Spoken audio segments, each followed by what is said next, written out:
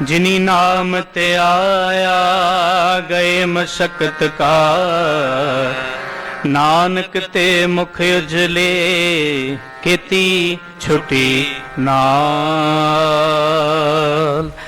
वाहिगुरु जी का खालसा, वाहिगुरु जी की फतेह।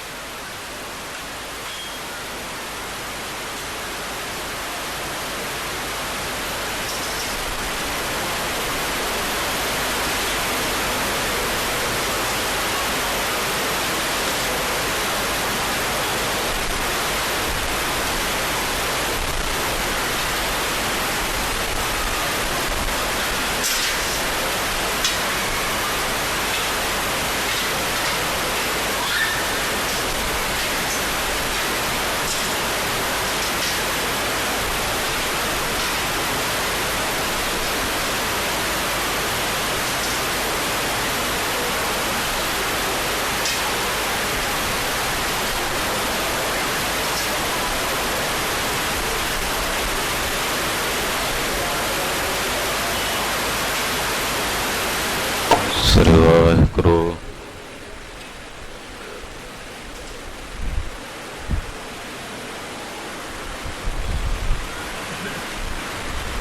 ਗੁਰੂ ਨਾਨਕ ਪਦ ਪੰਕਜ ਬੰਦਨ ਪਾਦ ਪੰਕਜ ਬੰਦਨ ਸਿਮਰੋ ਅੰਗਦ ਗੁਰ ਅਮਰਦਾਸ ਹਿਰਦੈ ਨਿਤ ਧਿਆਵੋ ਹਿਰਦੈ ਨਿਤ। ਸ਼੍ਰੀ ਗੁਰੂ ਰਾਮਦਾਸ ਗੁਣ ਗੁਰੂ ਅਰਜਨ ਬਿਘਨਨ ਕੇ ਬਿਘਨਨ ਕੇ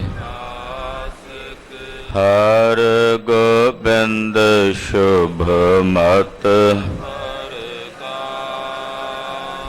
ਸ਼੍ਰੀ ਹਰਿ ਰਾਏ ਨਮੋ ਕਰ ਨਮੋ ਕਰ। ਸ੍ਰੀ ਹਰਿ ਕ੍ਰਿਸ਼ਨ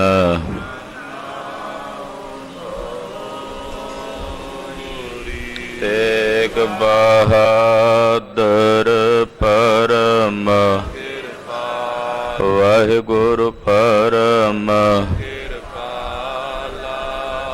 ਸ਼੍ਰੀ ਗੁਰੂ ਗੋਬਿੰਦ ਸਿੰਘ ਤਰੋ ਤਰਾ ਪਰ ਪੁਨ ਪੁਨ ਪੁਨ ਪੁਨ ਸੀਸਾ ਬੰਦੋ ਬਾਰ ਬਾਰ ਜਗਦੀਸਾ। ਏਕੰਕਾਰ ਸਤਿਗੁਰੂ ਤਿਹ ਪ੍ਰਸਾਦ ਸਚ ਹੋਏ। ਵਾਹਿਗੁਰੂ ਜੀ ਕੀ ਫਤਿਹ ਹੈ। ਬਿਘਨ ਬਿਨਾਸਨ ਸੋਏ। ਜਿਸ ਮਹਿ ਅੰਮ੍ਰਿਤ ਗਿਆਨ ਹੈ ਮਾਨਕ ਭਗਤ ਵੈਰਾਗ।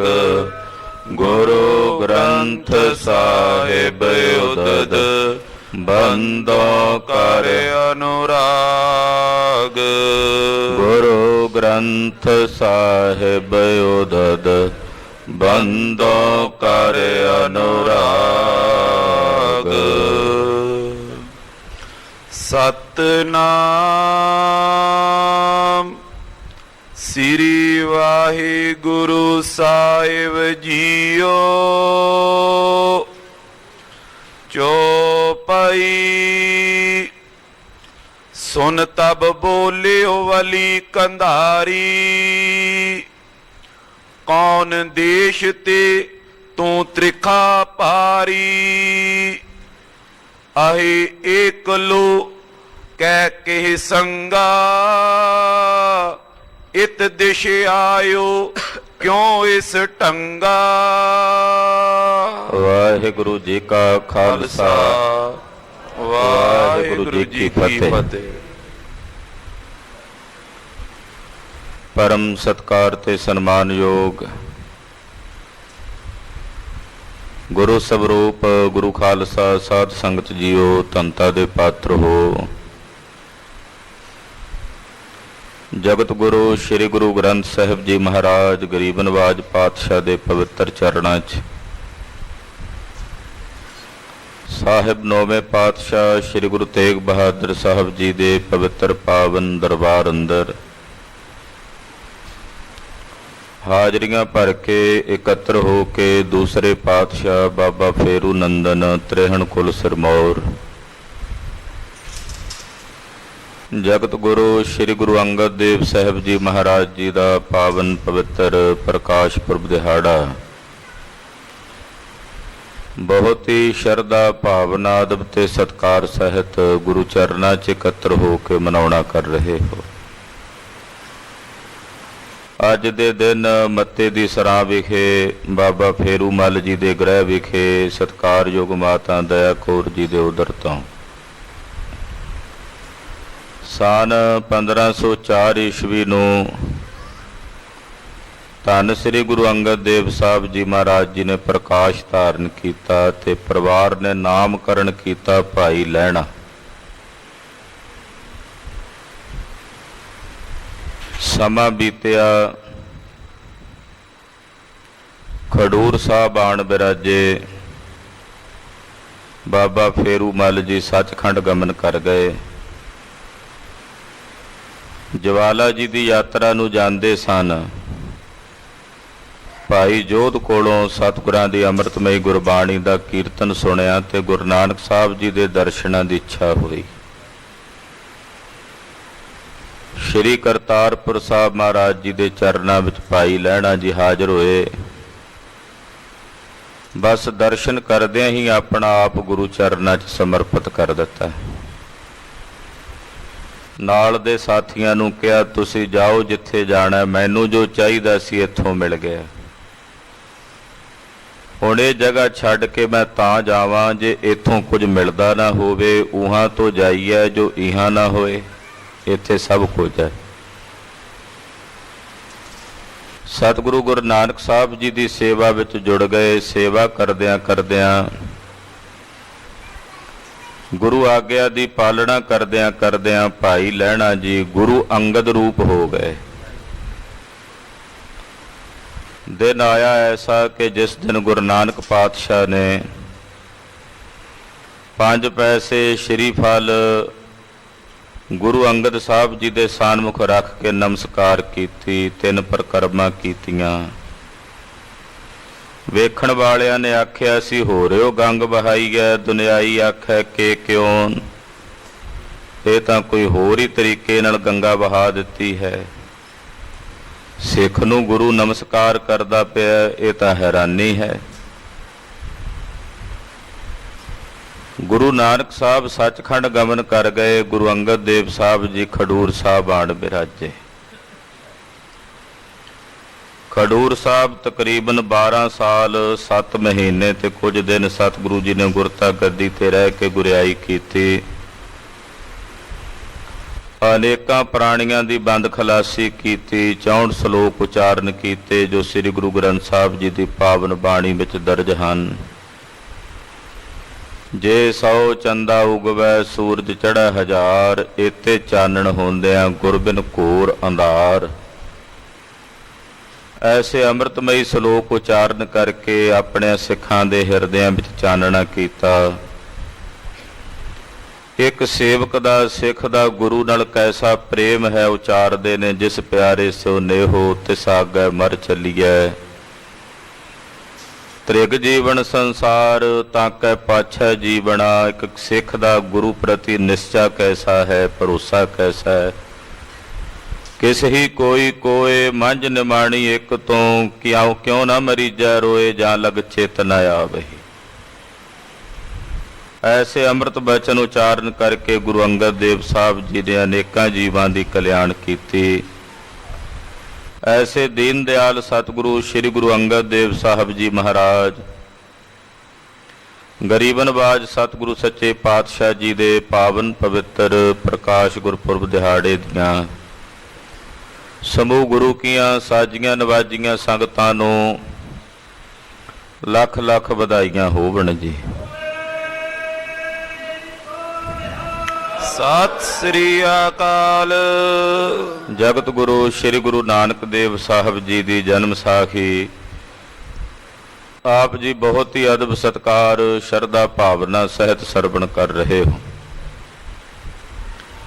ਪਾਤਸ਼ਾਹ ਜੀ ਕਸ਼ਮੀਰ ਦੇ ਇਲਾਕੇ 'ਚ ਬ੍ਰਹਮਦਾਸ ਨਾਮਕ ਬ੍ਰਾਹਮਣ ਨੂੰ ਜੋ ਵਿਦਿਆ ਅਭਿਮਾਨੀ ਸੀ ਉਪਦੇਸ਼ ਦੇ ਕੇ ਆਪਣਾ ਸੇਵਕ ਬਣਾਇਆ ਹੈ, ਧਰਮਸ਼ਾਲਾ ਦੀ ਸਥਾਪਨਾ ਕੀਤੀ ਹੈ, ਗੁਰਸਿੱਖੀ ਦੇ ਪ੍ਰਚਾਰ ਪ੍ਰਸਾਰ ਦਾ ਕੇਂਦਰ ਸਥਾਪਿਤ ਕਰਕੇ ਬ੍ਰਹਮਦਾਸ ਜੀ ਨੂੰ ਇੱਥੋਂ ਦਾ ਪ੍ਰਚਾਰਕ ਮੁਕਰਰ ਕੀਤਾ ਹੈ।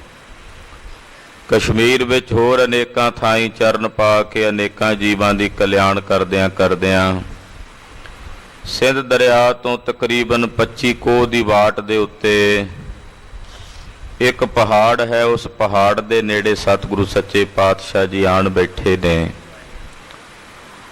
ਭਾਈ ਮਰਦਾਨਾ ਜੀ ਨੂੰ ਪਿਆਸ ਲੱਗੀ, ਗੁਰੂ ਚਰਨਾਂ 'ਚ ਬੇਨਤੀ ਕੀਤੀ, ਮਹਾਰਾਜ ਜੇ ਕਿਤੇ ਇੱਥੇ ਪਾਣੀ ਦਾ ਪ੍ਰਬੰਧ ਹੋਵੇ ਤਾਂ ਦੱਸੋ, ਜੇ ਨਹੀਂ ਹੈ ਤੇ ਕਿਤੇ ਹੋਰ ਚੱਲੀਏ। ਸਤਿਗੁਰਾਂ ਆਖਿਆ, ਮਰਦਾਨਿਆ ਇਹ ਜਿਹੜਾ ਪਹਾੜ ਹੈ, ਇਸ ਪਹਾੜ ਦੇ ਸਿਖਰ ਤੇ ਇੱਕ ਵਲੀ ਕੰਧਾਰੀ ਨਾਮ ਦਾ ਪੀਰ ਰਹਿੰਦਾ ਹੈ, ਉਹਦੇ ਕੋਲ ਪਾਣੀ ਹੈ, ਜਲ ਹੈ, ਉਹਦੇ ਕੋਲੋਂ ਜਾ ਕੇ ਜਲ ਦੀ ਯਾਚਨਾ ਕਰੋ। ਭਾਈ ਸਾਹਿਬ ਭਾਈ ਮਰਦਾਨਾ ਜੀ ਗੁਰੂ ਆਗਿਆ ਲੈ ਕੇ ਪਹਾੜ ਤੇ ਚੜ੍ਹੇ। ਸਹਿਜੇ ਸਹਿਜੇ ਅੱਗੇ ਵਲੀ ਕੰਧਾਰੀ ਨੂੰ ਬੈਠਿਆਂ ਵੇਖਿਆ। ਇਹਦੇ ਨਾਲ ਹੀ ਇੱਕ ਪਾਣੀ ਦਾ ਛੋਟਾ ਜਿਹਾ ਤਾਲ ਇਹਨੇ ਪਾਣੀ ਰੋਕ ਕੇ ਆਪਣੇ ਕੋਲ ਰੱਖਿਆ ਹੋਇਆ ਸੀ। ਭਾਈ ਮਰਦਾਨਾ ਜੀ ਨੇ ਜਾ ਕਰਕੇ ਵਲੀ ਕੰਧਾਰੀ ਨੂੰ ਸਲਾਮ ਕੀਤੀ ਹੈ। ਵਲੀ ਕੰਧਾਰੀ ਭਾਈ ਮਰਦਾਨਾ ਜੀ ਨਾਲ ਵਾਰਤਾਲਾਪ ਕਰ ਰਿਹਾ ਹੈ। ਇਤਿਹਾਸ ਹਸਨ ਅਬਦਾਲ ਵਿੱਚ ਜੋ ਪਾਤਸ਼ਾਹ ਦਾ ਪਾਵਨ ਪਵਿੱਤਰ ਸਥਾਨ ਹੈ ਗੁਰਦੁਆਰਾ ਪੰਜਾ ਸਾਹਿਬ, ਉਸ ਪਾਵਨ ਪਵਿੱਤਰ ਇਤਿਹਾਸਕ ਸਥਾਨ ਦਾ ਇਤਿਹਾਸ ਮਹਾਕਵੀ ਕਵਿਰਾਜ ਭਾਈ ਸੰਤੋਖ ਸਿੰਘ ਜੀ ਜਨਮ ਸਾਖੀ ਦੇ ਵਿੱਚ ਵਰਣਨ ਕਰ ਰਹੇ ਹਨ। ਪੰਜਾ ਸਾਹਿਬ ਸਿੱਖੀ ਦਾ ਬੜਾ ਵੱਡਾ ਗੜ੍ਹ ਰਿਹਾ ਹੈ। ਕੱਲ੍ਹ ਇੱਕ ਬਜ਼ੁਰਗ ਦਾ ਮੈਨੂੰ ਫੋਨ ਆਇਆ, ਕਹਿਣ ਲੱਗੇ ਜੀ ਪੰਜਾ ਸਾਹਿਬ ਵਿਖੇ ਮੇਰਾ ਜਨਮ ਹੋਇਆ ਸੀ। ਮਹਾਰਾਜ ਜੀ ਦਾ ਬੜਾ ਹੀ ਸੁੰਦਰ ਦਰਬਾਰ ਹੈ ਔਰ ਜੋ ਪਾਵਨ ਸਰੋਵਰ ਹੈ ਜਿਹਦੇ ਵਿੱਚੋਂ ਸਤਿਗੁਰਾਂ ਨੇ ਜਲ ਕੱਢਿਆ ਸੀ ਗੁਰੂ ਨਾਨਕ ਸਾਹਿਬ ਜੀ ਨੇ, ਉਹ ਜਲ ਇਸ ਤਰ੍ਹਾਂ ਕੱਚ ਵਾਂਗੂ ਸੁੰਦਰ ਸਾਫ਼ ਹੈ ਕਿ ਸੂਈ ਪਈ ਹੋਈ ਵੀ ਵਿੱਚ ਨਜ਼ਰ ਆਉਂਦੀ ਹੈ, ਚਸ਼ਮਾ ਵਹਿੰਦਾ ਹੈ। ਪੰਜਾ ਮਹਾਰਾਜ ਸੱਚੇ ਪਾਤਸ਼ਾਹ ਜੀ ਦਾ ਲੱਗਾ ਹੋਇਆ ਹੈ। ਆਓ ਸਰਵਣ ਕਰੀਏ ਗੁਰੂ ਪਾਤਸ਼ਾਹ ਜੀ ਦੀ ਅੰਮ੍ਰਿਤਮਈ ਕਥਾ। ਗੁਰੂ ਚਰਨਾਂ ਵਿੱਚ ਹਾਜ਼ਰੀਆਂ ਲਵਾਉਂਦਿਆਂ ਰਸਨਾ ਪਵਿੱਤਰ ਕਰਦਿਆਂ ਆਖੀਏ ਜੀ ਸਤਨਾਮ ਸ੍ਰੀ ਵਾਹਿਗੁਰੂ ਸਾਹਿਬ ਜੀ। ਸਤਨਾਮ ਸ੍ਰੀ ਵਾਹਿਗੁਰੂ ਸਾਹਿਬ ਜੀ। ਚੌਪਈ ਸੁਨ ਤਬ ਬੋਲਿਓ ਵਲੀ ਕੰਧਾਰੀ। ਜਦੋਂ ਭਾਈ ਮਰਦਾਨਾ ਜੀ ਨੇ ਆ ਕੇ ਵਲੀ ਕੰਧਾਰੀ ਕੋਲੋਂ ਪਾਣੀ ਦੀ ਮੰਗ ਕੀਤੀ, ਸੁਣ ਕੇ ਅੱਗੋਂ ਵਲੀ ਕੰਧਾਰੀ ਬੋਲਿਆ, ਭਾਈ ਸਾਹਿਬ ਨੂੰ ਕਹਿਣ ਲੱਗਾ, ਕੌਣ ਦੇਸ਼ ਤੇ ਤੂੰ ਤ੍ਰਿਖਾ ਪਾਰੀ। ਕਹਿਣ ਲੱਗਾ, ਭਾਈ ਕਿਹੜੇ ਦੇਸ਼ ਤੋਂ ਆਇਆ ਚੱਲ ਕੇ, ਜਿਹਨੂੰ ਪਿਆਸ ਲੱਗੀ ਹੋਈ ਹੈ ਬਹੁਤ ਜ਼ਿਆਦਾ, ਕਿੱਥੋਂ ਆਇਆ ਚੱਲ ਕੇ, ਕਿਹੜੇ ਦੇਸ਼ ਵਿੱਚੋਂ ਆਇਆ ਹੈ। ਆਹੀ ਏਕ ਲੋਕੈ ਕੇ ਸੰਗਾ। ਇਕੱਲਾ ਹੀ ਆਇਆ ਕਿ ਨਾਲ ਤੇਰੇ ਕੋਈ ਤੇਰਾ ਸੰਗੀ ਸਾਥੀ ਵੀ ਹੈ? ਇਕੱਲਾ ਹੀ ਹੈ ਕਿ ਜਾਂ ਫਿਰ ਨਾਲ ਕੋਈ ਤੇਰੇ ਸਾਥੀ ਵੀ ਹਨ? ਇਤ ਦਿਸ਼ ਆਇਓ ਕਿਉ ਇਸ ਢੰਗਾ। ਇਹ ਇੱਥੇ ਕਿਵੇਂ ਆ ਗਿਆ, ਕਿਹੜੇ ਢੰਗ ਨਾਲ ਇੱਥੇ ਮੇਰੇ ਕੋਲ ਕਿਵੇਂ ਪਹੁੰਚ ਗਿਆ। ਮਰਦਾਨੇ ਸਭ ਕਿਓ ਬਿਰਤਾਂਤ। ਜਦੋਂ ਵਲੀ ਕੰਧਾਰੀ ਨੇ ਇਉਂ ਪੁੱਛਿਆ, ਸੁਣ ਕੇ ਭਾਈ ਸਾਹਿਬ ਭਾਈ ਮਰਦਾਨਾ ਜੀ ਬੋਲੇ, ਦੱਸਣ ਲੱਗੇ। ਤਪਾ ਗੁਰੂ ਨਾਨਕ ਬਖਿਆਤ। ਕਹਿਣ ਲੱਗਾ, ਪੀਰ ਜੀ ਸੁਣੋ, ਤਪਾ ਗੁਰੂ ਧੰਨ ਗੁਰੂ ਨਾਨਕ ਦੇਵ ਸਾਹਿਬ ਸੱਚੇ ਪਾਤਸ਼ਾਹ ਜੀ ਮਹਾਰਾਜ, ਜਿਨ੍ਹਾਂ ਦਾ ਨਾਮ ਸਾਰੇ ਜਗਤ ਵਿੱਚ ਵਿਦਤ ਹੈ, ਪ੍ਰਗਟ ਹੈ। ਦੇਸ਼ ਪੰਜਾਬ ਲਖੇ ਸਭ ਕੋਈ। ਪੂਰੇ ਪੰਜਾਬ ਦੇਸ਼ ਦੇ ਵਿੱਚ ਉਹ ਜਾਣੇ ਜਾਂਦੇ ਹਨ। ਮੇਰਾ ਵੀ ਦੇਸ਼ ਪੰਜਾਬ ਦੀ ਧਰਤੀ ਹੈ। ਵਿਚਰੇ ਜਿਤ ਕਿਤ ਥਲ ਅਵਲੋਈ। ਨਾਨਕ ਤਪਾ ਜੀ ਦੇ ਨਾਲ ਜਿਹੜੀ ਜਗ੍ਹਾ ਤੇ ਸਾਡੀ ਇੱਛਾ ਹੁੰਦੀ ਆ ਉੱਥੇ ਵਿਚਰਦੇ ਹਾਂ। ਉਹਨਾਂ ਦੀ ਜਿੱਥੇ ਜਾਣ ਦੀ ਮਨ ਦੀ ਕਾਮਨਾ ਹੁੰਦੀ ਆ ਉੱਥੇ ਜਾਂਦੇ ਨੇ, ਔਰ ਮੈਂ ਉਹਨਾਂ ਦੇ ਨਾਲ ਹੀ ਵਿਚਰਦਾ ਹਾਂ। ਹਿੰਦੂ ਤੁਰਕ ਸਰਬ ਹੀ ਮਾਨੇ। ਗੁਰੂ ਨਾਨਕ ਸਾਹਿਬ ਸੱਚੇ ਪਾਤਸ਼ਾਹ ਜੀ ਮਹਾਰਾਜ ਜੀ ਨੂੰ ਹਿੰਦੂ ਵੀ ਪੂਜਦੇ ਨੇ, ਮੁਸਲਮਾਨ ਵੀ ਪੂਜਦੇ ਨੇ। ਉਹ ਸਾਰਿਆਂ ਦੇ ਸਾਂਝੇ ਰਹਿਬਰ ਹਨ। ਇੱਕ ਗੁਰ ਕਹੇ ਇੱਕ ਪੀਰ ਬਖਾਨੇ। ਮੁਸਲਮਾਨ ਉਹਨਾਂ ਨੂੰ ਵਲੀ ਪੀਰ ਕਹਿ ਕੇ ਪੂਜਦੇ ਨੇ, ਹਿੰਦੂ ਉਹਨਾਂ ਨੂੰ ਗੁਰੂ ਕਹਿ ਕੇ ਪੂਜਦੇ ਤੇ ਨਮਸਕਾਰਦੇ ਹਨ। ਬੜ ਅਜ਼ਮਤੀ ਪਰੇ ਤਿਨ ਪਾਇਨ। ਬੜੇ ਬੜੇ ਅਜਮਤੀ, ਬੜੇ ਬੜੇ ਕਰਾਮਾਤੀ ਪੁਰਸ਼ ਜਿਹੜੇ ਆਪਣੇ ਆਪ ਨੂੰ ਕਹਾਉਂਦੇ ਸਨ ਜਾਂ ਹੈਣ, ਉਹ ਉਹਨਾਂ ਦੇ ਚਰਨਾਂ ਤੇ ਝੁਕ ਕੇ ਨਮਸਕਾਰਾਂ ਕਰਦੇ ਨੇ। ਮੇਰੇ ਵੇਖਦਿਆਂ ਬੜੇ ਬੜੇ ਵਲੀ ਕਰਾਮਾਤੀ ਉਹਨਾਂ ਦੇ ਚਰਨਾਂ ਤੇ ਝੁਕੇ ਹਨ। ਧਰੇ ਅਗਾਰੀ ਬ੍ਰਿੰਦੇ ਉਪਾਇਨ। ਉਹਨਾਂ ਦੇ ਚਰਨਾਂ ਵਿੱਚ ਆਣ ਕੇ ਅਨੇਕਾਂ ਲੋਕ ਅਨੇਕ ਪ੍ਰਕਾਰ ਦੀਆਂ ਭਟਾਵਾਂ ਲਿਆ ਕੇ ਅਰਪਣ ਕਰਦੇ ਨੇ, ਨਮਸਕਾਰਾਂ ਕਰਦੇ ਹਨ। ਤਿਨ ਕੇ ਸੰਗ ਰਬਾਬੀ ਮੈਂ ਹੋ। ਐਸੇ ਗੁਰੂ ਨਾਨਕ ਸਾਹਿਬ ਜੀ ਜਿਨ੍ਹਾਂ ਨੂੰ ਤਪਾ ਨਾਨਕ ਕਿਹਾ ਜਾਂਦਾ ਹੈ, ਉਹਨਾਂ ਦੇ ਨਾਲ ਮੈਂ ਉਹਨਾਂ ਦਾ ਸੇਵਕ ਰਬਾਬੀ ਹਾਂ। ਮੈਂ ਉਹਨਾਂ ਦਾ ਰਬਾਬੀ ਹਾਂ, ਉਹਨਾਂ ਦੇ ਨਾਲ ਰਬਾਬ ਵਜਾਉਂਦਾ ਹਾਂ। ਸੁੰਦਰ ਸ਼ਬਦ ਗਾਵਨੇ ਕਹਿਓ। ਔਰ ਜਦੋਂ ਸ਼ਬਦ ਗਾਉਂਦੇ ਆ ਤਾਂ ਵੀ ਰਬਾਬ ਵਜਾਉਂਦਾ। ਕਦੇ ਮੇਰਾ ਮਨ ਕਰੇ ਤਾਂ ਉਹਨਾਂ ਦੀ ਉਚਾਰਨ ਕੀਤੀ ਹੋਈ ਬਾਣੀ ਨੂੰ ਗਾਇਨ ਕਰਦਾ ਤੇ ਨਾਲ ਰਬਾਬ ਵਜਾਉਂਦਾ ਹਾਂ। ਗਿਰ ਟਿਗ ਤਰੁ ਕੇ ਤਰਸੋ ਬੈਸੇ। ਮੈਂ ਉਹਨਾਂ ਦੇ ਨਾਲ ਆਇਆ ਹੋਇਆ। ਉਹ ਇਸ ਪਹਾੜ ਦੇ ਥੱਲੇ ਇੱਕ ਦਰਖਤ ਦੇ ਥੱਲੇ ਆਸਣ ਲਾ ਕੇ ਬੈਠੇ ਹਨ। ਦੇਹੋ ਜਲ ਮਮ ਪ੍ਰਸੰਗ ਹੈ ਐਸੇ। ਆ ਮੇਰਾ ਸਾਰਾ ਪ੍ਰਸੰਗ ਹੈ। ਇਹ ਮੈਂ ਆਪਣਾ ਸਾਰਾ ਬਿਰਤਾਂਤ ਤੁਹਾਨੂੰ ਦੱਸ ਦਿੱਤਾ। ਹੁਣ ਮੈਨੂੰ ਪੀਣ ਨੂੰ ਪਾਣੀ ਦੇ ਦਿਓ।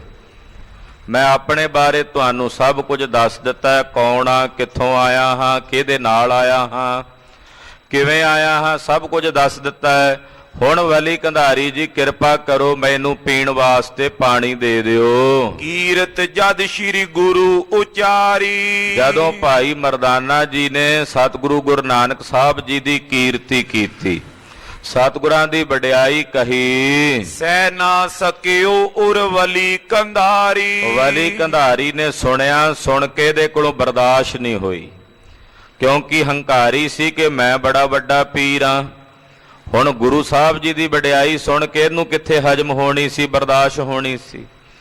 ਹੰਕਾਰੀ ਬੰਦੇ ਦੀ ਸਭ ਤੋਂ ਵੱਡੀ ਨਿਸ਼ਾਨੀ ਇਹ ਹੁੰਦੀ ਹੈ ਕਿ ਉਹ ਕਦੇ ਕਿਸੇ ਦੂਸਰੇ ਦੀ ਵਡਿਆਈ ਨਹੀਂ ਸੁਣ ਸਕਦਾ, ਦੂਸਰੇ ਦੀ ਵਹਿਮਾ ਨਹੀਂ ਸੁਣ ਸਕਦਾ। ਵਲੀ ਕੰਧਾਰੀ ਆਪ ਹੰਕਾਰੀ ਸੀ। ਗੁਰੂ ਸਾਹਿਬ ਜੀ ਦੀ ਵਡਿਆਈ ਜਦੋਂ ਭਾਈ ਮਰਦਾਨਾ ਜੀ ਨੇ ਕਹੀ, ਸੁਣ ਕੇ ਇਹਦੇ ਕੋਲੋਂ ਬਰਦਾਸ਼ਤ ਨਹੀਂ ਹੋਈ। ਇਹ ਸੁਣ ਕੇ ਬਰਦਾਸ਼ਤ ਨਹੀਂ ਕਰ ਸਕਿਆ, ਬੜਾ ਗੁੱਸੇ ਵਿੱਚ ਆਇਆ। ਜਿਮ ਦ੍ਰਿਗ ਦੁਖ ਤੇ ਸੰਕਟ ਪੈ ਹੈ। ਜਿਵੇਂ ਕਿਤੇ ਅੱਖਾਂ ਦੁਖਣੀਆਂ ਆਈਆਂ ਹੋਣ ਤੇ ਅੱਖਾਂ ਦੁਖਦੀਆਂ ਹੋਣ ਤੇ ਬਹੁਤ ਜ਼ਿਆਦਾ ਭਿਆਨਕ ਦੁੱਖ ਹੁੰਦਾ, ਦਰਦ ਹੁੰਦੀ ਹੈ। ਦੀਪਕ ਦੀਪਤ ਨੈ ਨਾ ਸੋਹੇ ਹੈ। ਅੱਖਾਂ ਦੁਖਣੇ ਆਈਆਂ ਹੋਣ ਨਾ ਤੇ ਉਸ ਵੇਲੇ ਦੀਵਾ ਬਲਦਾ ਹੋਵੇ ਤੇ ਚੰਗਾ ਨਹੀਂ ਲੱਗਦਾ, ਉਹਦੀ ਰੌਸ਼ਨੀ ਚੰਗੀ ਨਹੀਂ ਲੱਗਦੀ ਜਦੋਂ ਅੱਖਾਂ ਦੁਖਣੇ ਆਈਆਂ ਹੋਣ। ਇਹੀ ਹਾਲਤ ਇਸ ਵਲੀ ਕੰਧਾਰੀ ਦੀ ਸੀ। ਹੰਕਾਰੀ ਸੀ। ਗੁਰੂ ਸਾਹਿਬ ਦੀ ਵਡਿਆਈ ਦਾ ਦੀਵਾ ਇਹਨੂੰ ਚੰਗਾ ਨਹੀਂ ਲੱਗਾ। ਕਹੇ ਜੋ ਤਪਾ ਅਜ਼ਮਤੀ ਐਸੇ। ਕਹਿਣ ਲੱਗਾ, ਚੰਗਾ ਵੀ ਮਰਾਸ਼ੀਆ, ਤੂੰ ਮਰਾਸ਼ੀ ਹੈ ਨਾ, ਤੇ ਕਹਿਣਾ ਮੈਂ ਰਬਾਬੀ ਆ ਔਰ ਤੇਰਾ ਤਪਾ ਨਾਨਕ ਬੜਾ ਅਜਮਤੀ ਹੈ।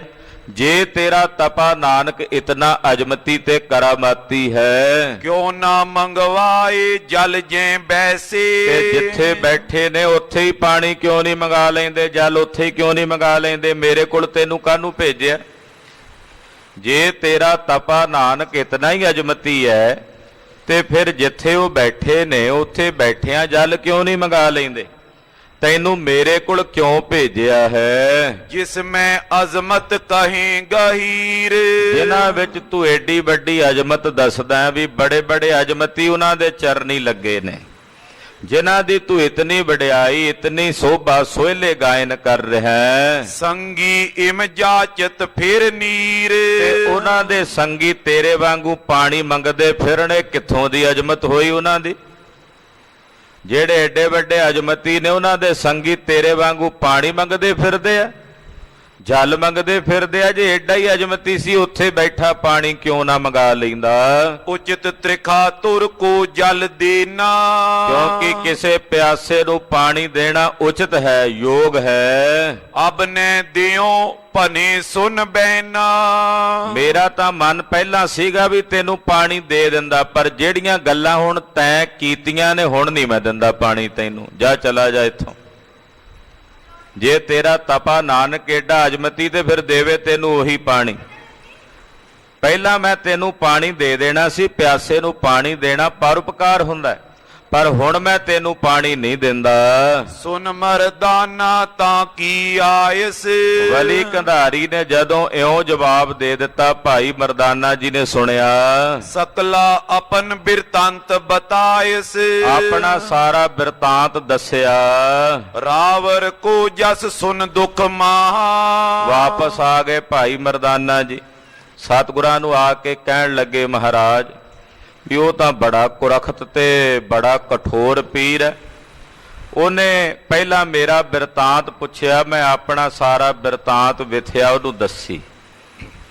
ਤੁਹਾਡੀ ਵਡਿਆਈ ਕਹੀ ਤੇ ਮਹਾਰਾਜ ਤੁਹਾਡੀ ਵਡਿਆਈ ਸੁਣ ਕੇ ਉਹਦੇ ਕੋਲੋਂ ਜਰੀ ਨਹੀਂ ਗਈ, ਤੁਹਾਡਾ ਪ੍ਰਤਾਪ ਸੁਣ ਕੇ ਉਹਦੇ ਕੋਲੋਂ ਨਹੀਂ ਜਰਿਆ ਗਿਆ।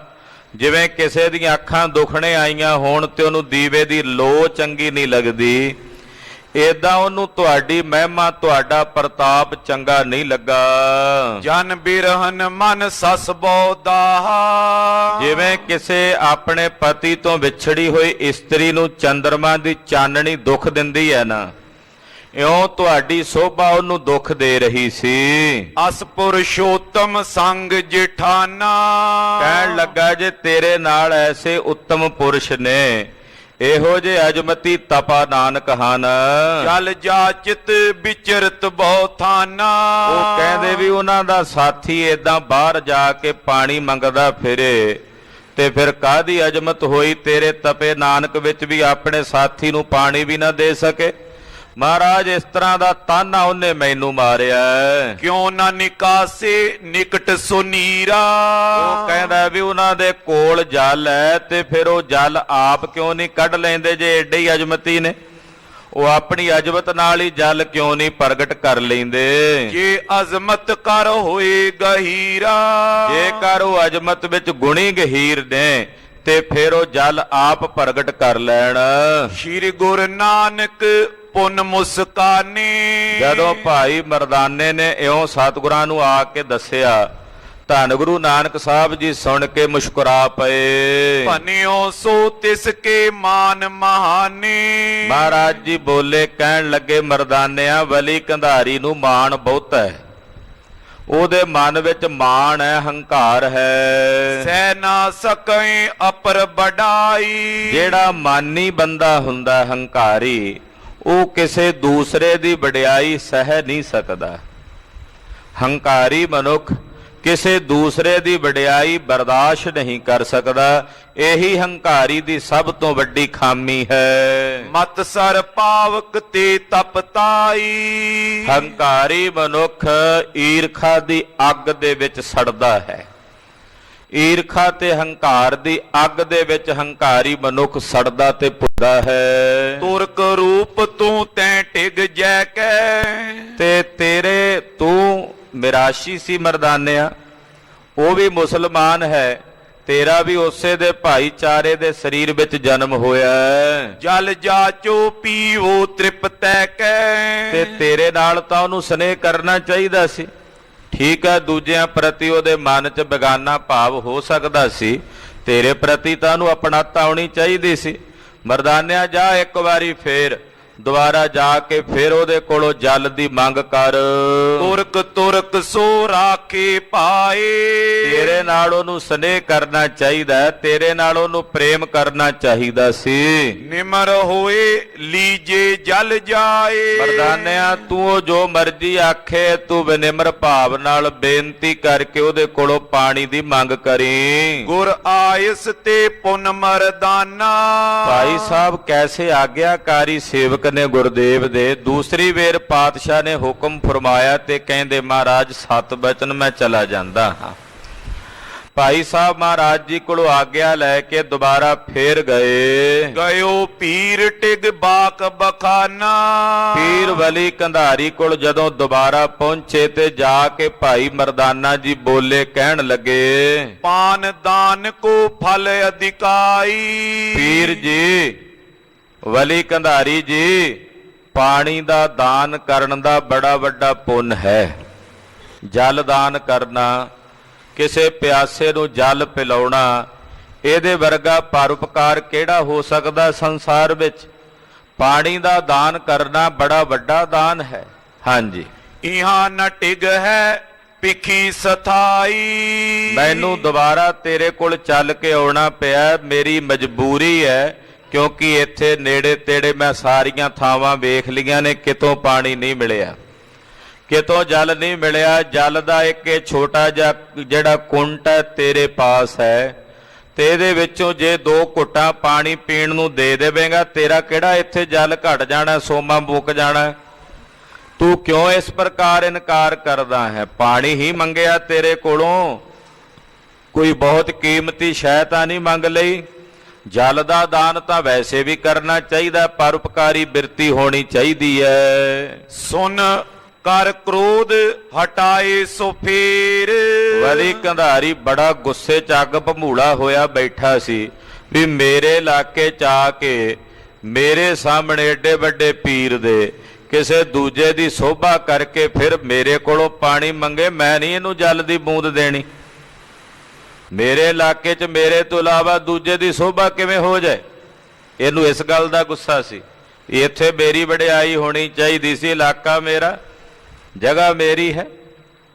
ਬੜਾ ਗੁੱਸੇ ਵਿੱਚ ਬੈਠਾ ਵਲੀ ਕੰਧਾਰੀ, ਇਹਨੇ ਜਵਾਬ ਦੇ ਦਿੱਤਾ, ਕਹਿੰਦਾ, ਜਾਂਦਾ ਨਹੀਂ ਤੂੰ, ਜਾ ਚਲਾ ਜਾ ਇੱਥੋਂ, ਮੈਂ ਤੈਨੂੰ ਪਾਣੀ, ਤੂੰ ਪਾਣੀ ਦੀਆਂ 2 ਘੁੱਟਾਂ ਮੰਗਦਾ, ਮੈਂ 1 ਬੂੰਦ ਮਾਤਰ ਵੀ ਪਾਣੀ ਤੈਨੂੰ ਨਹੀਂ ਦੇਣਾ। ਤੋਏ ਨਾ ਜਲ ਦੇਵੋ ਕਿਸ ਬੇਰ।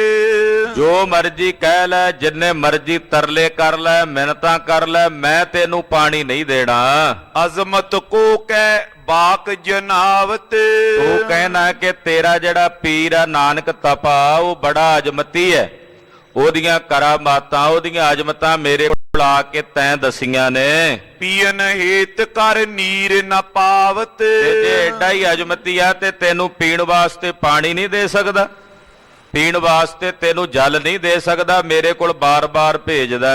ਰਿਸਕੋ ਹੀਰ ਹਟਿਓ ਮਰਦਾਨਾ। ਜਾ ਚਲਾ ਜਾ ਇੱਥੋਂ। ਏਦਾਂ ਗੁੱਸੇ ਵਿੱਚ ਆ ਕੇ ਨੇ ਭਾਈ ਮਰਦਾਨੇ ਨੂੰ ਟੋਰਿਆ। ਭਾਈ ਮਰਦਾਨਾ ਜੀ ਨੇ ਵੇਖਿਆ ਵੀ ਪੀਰ ਗੁੱਸੇ 'ਚ ਹੈ, ਇਹਦੇ ਨਾਲ ਹੁਣ ਹੋਰ ਕੋਈ ਗੱਲ ਕਰਨ ਦਾ ਫਾਇਦਾ ਨਹੀਂ ਹੈ, ਲਾਭ ਨਹੀਂ ਹੈ। ਭਾਈ ਸਾਹਿਬ ਜੀ ਉੱਥੋਂ ਵਾਪਸ ਮੁੜਾਏ। ਨਹਿ ਦੇ ਜਲ ਗੁਰ ਨਿਕਟ ਬਖਾਨਾ। ਸਤਿਗੁਰੂ ਜੀ ਦੇ ਕੋਲ ਆ ਕੇ ਭਾਈ ਮਰਦਾਨਾ ਜੀ ਨੇ ਆਖਿਆ, ਮਹਾਰਾਜ ਬੜਾ ਕੁਰਖਤ ਹੈ ਪੀਰ, ਪਾਤਸ਼ਾਹ ਪਾਣੀ ਨਹੀਂ ਦਿੰਦਾ। ਮੈਂ ਬੜੇ ਸਨਿਮਰ ਭਾਵ ਨਾਲ ਉਹਨੂੰ ਕਿਹਾ ਕਿ ਜਲ ਦਾਨ ਵਰਗਾ ਦਾਨ ਕਿਹੜਾ ਹੋ ਸਕਦਾ, ਪਰ ਮਹਾਰਾਜ ਉਹ ਨਹੀਂ ਪਾਣੀ ਦਿੰਦਾ, ਜਲ ਦਿੰਦਾ। ਸ਼੍ਰੀ ਨਾਨਕ ਸਭ ਅੰਤਰ ਜਾਮੀ। ਕਹਿੰਦਾ, ਜੇ ਅਜਮਤੀ ਨੇ ਤੇਰੇ ਗੁਰੂ ਤੇ ਤੈਨੂੰ ਜਲ ਕਿਉਂ ਨਹੀਂ ਦਿੰਦੇ? ਜਾਣੀ ਜਾਣ ਅੰਤਰਯਾਮੀ ਸਤਿਗੁਰੂ ਜੀ ਨੇ ਜਾਣ ਲਿਆ, ਬਲੀ ਕੰਧਾਰੀ ਦੇ ਮਨ ਦੀ ਖੋਟ ਜਾਣ ਲਈ। ਸਭ ਵਿਦ ਜਾਨ ਪੀਰ ਕੀ ਖਾਮੀ, ਪੀਰ ਦੇ ਅੰਦਰ ਦੀ ਸਾਰੀ ਖਾਮੀ ਮੇਰੇ ਸਤਿਗੁਰੂ ਜੀ ਸਮਝ ਗਏ, ਜਾਣ ਗਏ। ਉਤੀ ਲਸ਼ਟ ਕਾ ਹਾਥ ਮਝਾਰੀ, ਖਾਲਸਾ ਜੀ ਸਤਿਗੁਰੂ ਜੀ ਆਪਣੇ ਹੱਥ ਵਿੱਚ ਇੱਕ ਸੋਟਾ ਰੱਖਿਆ ਕਰਦੇ ਸੀ ਯਾਤਰਾ ਦੇ ਦੌਰਾਨ। ਮਹਾਰਾਜ ਜੀ ਦੇ ਹੱਥ ਦੇ ਵਿੱਚ ਪਾਵਨ ਦਸਤ ਕਮਲਾਂ ਵਿੱਚ ਸੋਟਾ ਹੁੰਦਾ ਸੀ, ਜਿਹਨੂੰ ਆਸਾ ਵੀ ਲਿਖਿਆ ਭਾਈ ਗੁਰਦਾਸ ਜੀ ਨੇ। ਆਸਾ ਹੱਥ, ਆਸਾ ਨਾਮ ਸੋਟੇ ਦਾ ਹੁੰਦਾ। ਸਤਿਗੁਰਾਂ ਦੇ ਹੱਥ ਵਿੱਚ ਇੱਕ ਸੋਟਾ ਸੀ, ਜਿੱਥੇ ਬੈਠੇ ਸਨ ਪਹਾੜ ਦੀ ਜੜ ਵਿੱਚ। ਮਹਾਰਾਜ ਜੀ ਨੇ ਉਹ ਸੋਟਾ ਜ਼ੋਰ ਨਾਲ ਪਹਾੜ ਦੀ ਜੜ ਵਿੱਚ ਮਾਰਿਆ। ਤਿਸ ਗਿਰ ਕੀ ਜੜ ਮੇ ਤਬ ਮਾਰੀ, ਜ਼ੋਰ ਨਾਲ ਉਸ ਪਹਾੜ ਦੀ ਜੜ ਦੇ ਵਿੱਚ ਜਿਸ ਵਕਤ ਸਤਿਗੁਰਾਂ ਨੇ ਸੋਟੇ ਦਾ ਵਾਰ ਕੀਤਾ, ਸੀਤਲ ਜਲ ਨਿਰਮਲ ਤਿਸ ਕਾਲਾ, ਨਿਕਸਤ ਭਇਓ ਪ੍ਰਵਾਹ ਵਿਸਾਲਾ। ਇਸ ਵਕਤ ਸੋਟਾ ਮਾਰਿਆ ਤੇ ਨਿਰਮਲ ਸਾਫ ਪਵਿੱਤਰ ਜਲ ਦੀ ਨਿਰਮਲ ਧਾਰਾ ਉਸ ਪਹਾੜ ਦੀ ਜੜ ਵਿੱਚੋਂ ਵਹਿ ਟੁਰੀ।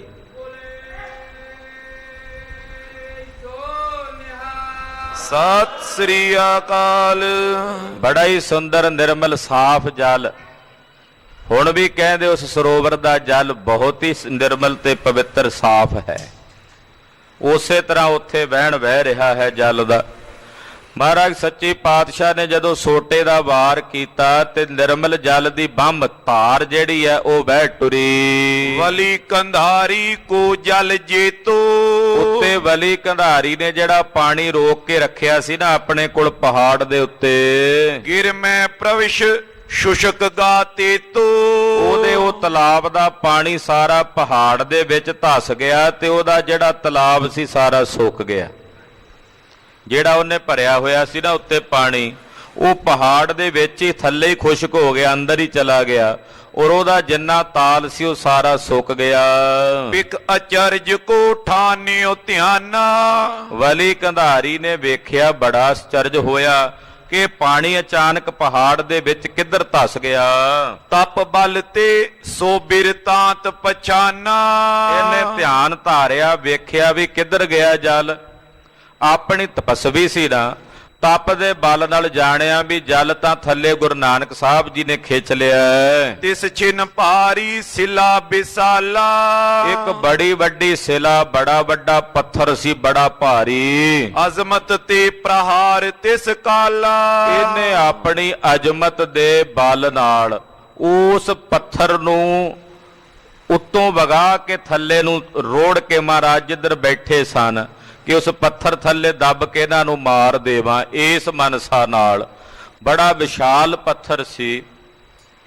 ਡਾਕਟਰ ਭਾਈ ਵੀਰ ਸਿੰਘ ਸਾਹਿਬ ਨੇ ਲਿਖਿਆ ਥੱਲੇ ਟਿੱਪਣੀ ਦਿੰਦਿਆਂ, ਕਹਿੰਦੇ ਅਸੀਂ ਜਾ ਕੇ ਦਰਸ਼ਨ ਕੀਤੇ ਹਨ ਕਿ ਜਦੋਂ ਵੇਖਿਆ ਕਿ ਉਹ ਪੱਥਰ ਦੇ ਥੱਲੇ ਆਉਣ ਦੇ ਜਿਹੜੇ ਨਿਸ਼ਾਨ ਨੇ ਕਹਿੰਦੇ ਕਿਤੇ ਕਿਤੇ ਦਿਸਦੇ ਸੀ, ਪਰ ਨਵੀਆਂ ਇਮਾਰਤਾਂ ਬਣਦਿਆਂ ਨਵੀਆਂ ਉਸਾਰੀਆਂ ਜਾਂ ਹੋਰ ਕੁਝ ਨਵੇਂ ਤਰੀਕਿਆਂ ਨਾਲ ਕਹਿੰਦੇ ਜਿਹੜੀਆਂ ਪੁਰਾਤਨ ਨਿਸ਼ਾਨੀਆਂ ਸਨ ਉਹ ਸਿਮਟ ਗਈਆਂ ਹਨ। ਹੁਣ ਉੱਥੇ ਉਹ ਬਹੁਤੇ ਨਿਸ਼ਾਨ ਨਜ਼ਰ ਨਹੀਂ ਆਉਂਦੇ। ਕਹਿੰਦੇ ਪਹਿਲਾਂ ਬਜ਼ੁਰਗ ਦੱਸਦੇ ਕੁਝ ਅਸੀਂ ਵੀ ਵੇਖੀਆਂ ਨੇ ਕਿ ਉਸ ਪੱਥਰ ਦੇ ਥੱਲੇ ਆਉਣ ਦੇ ਕਿਤੇ ਕਿਤੇ ਨਿਸ਼ਾਨ ਨਜ਼ਰ ਆਉਂਦੇ ਸਨ।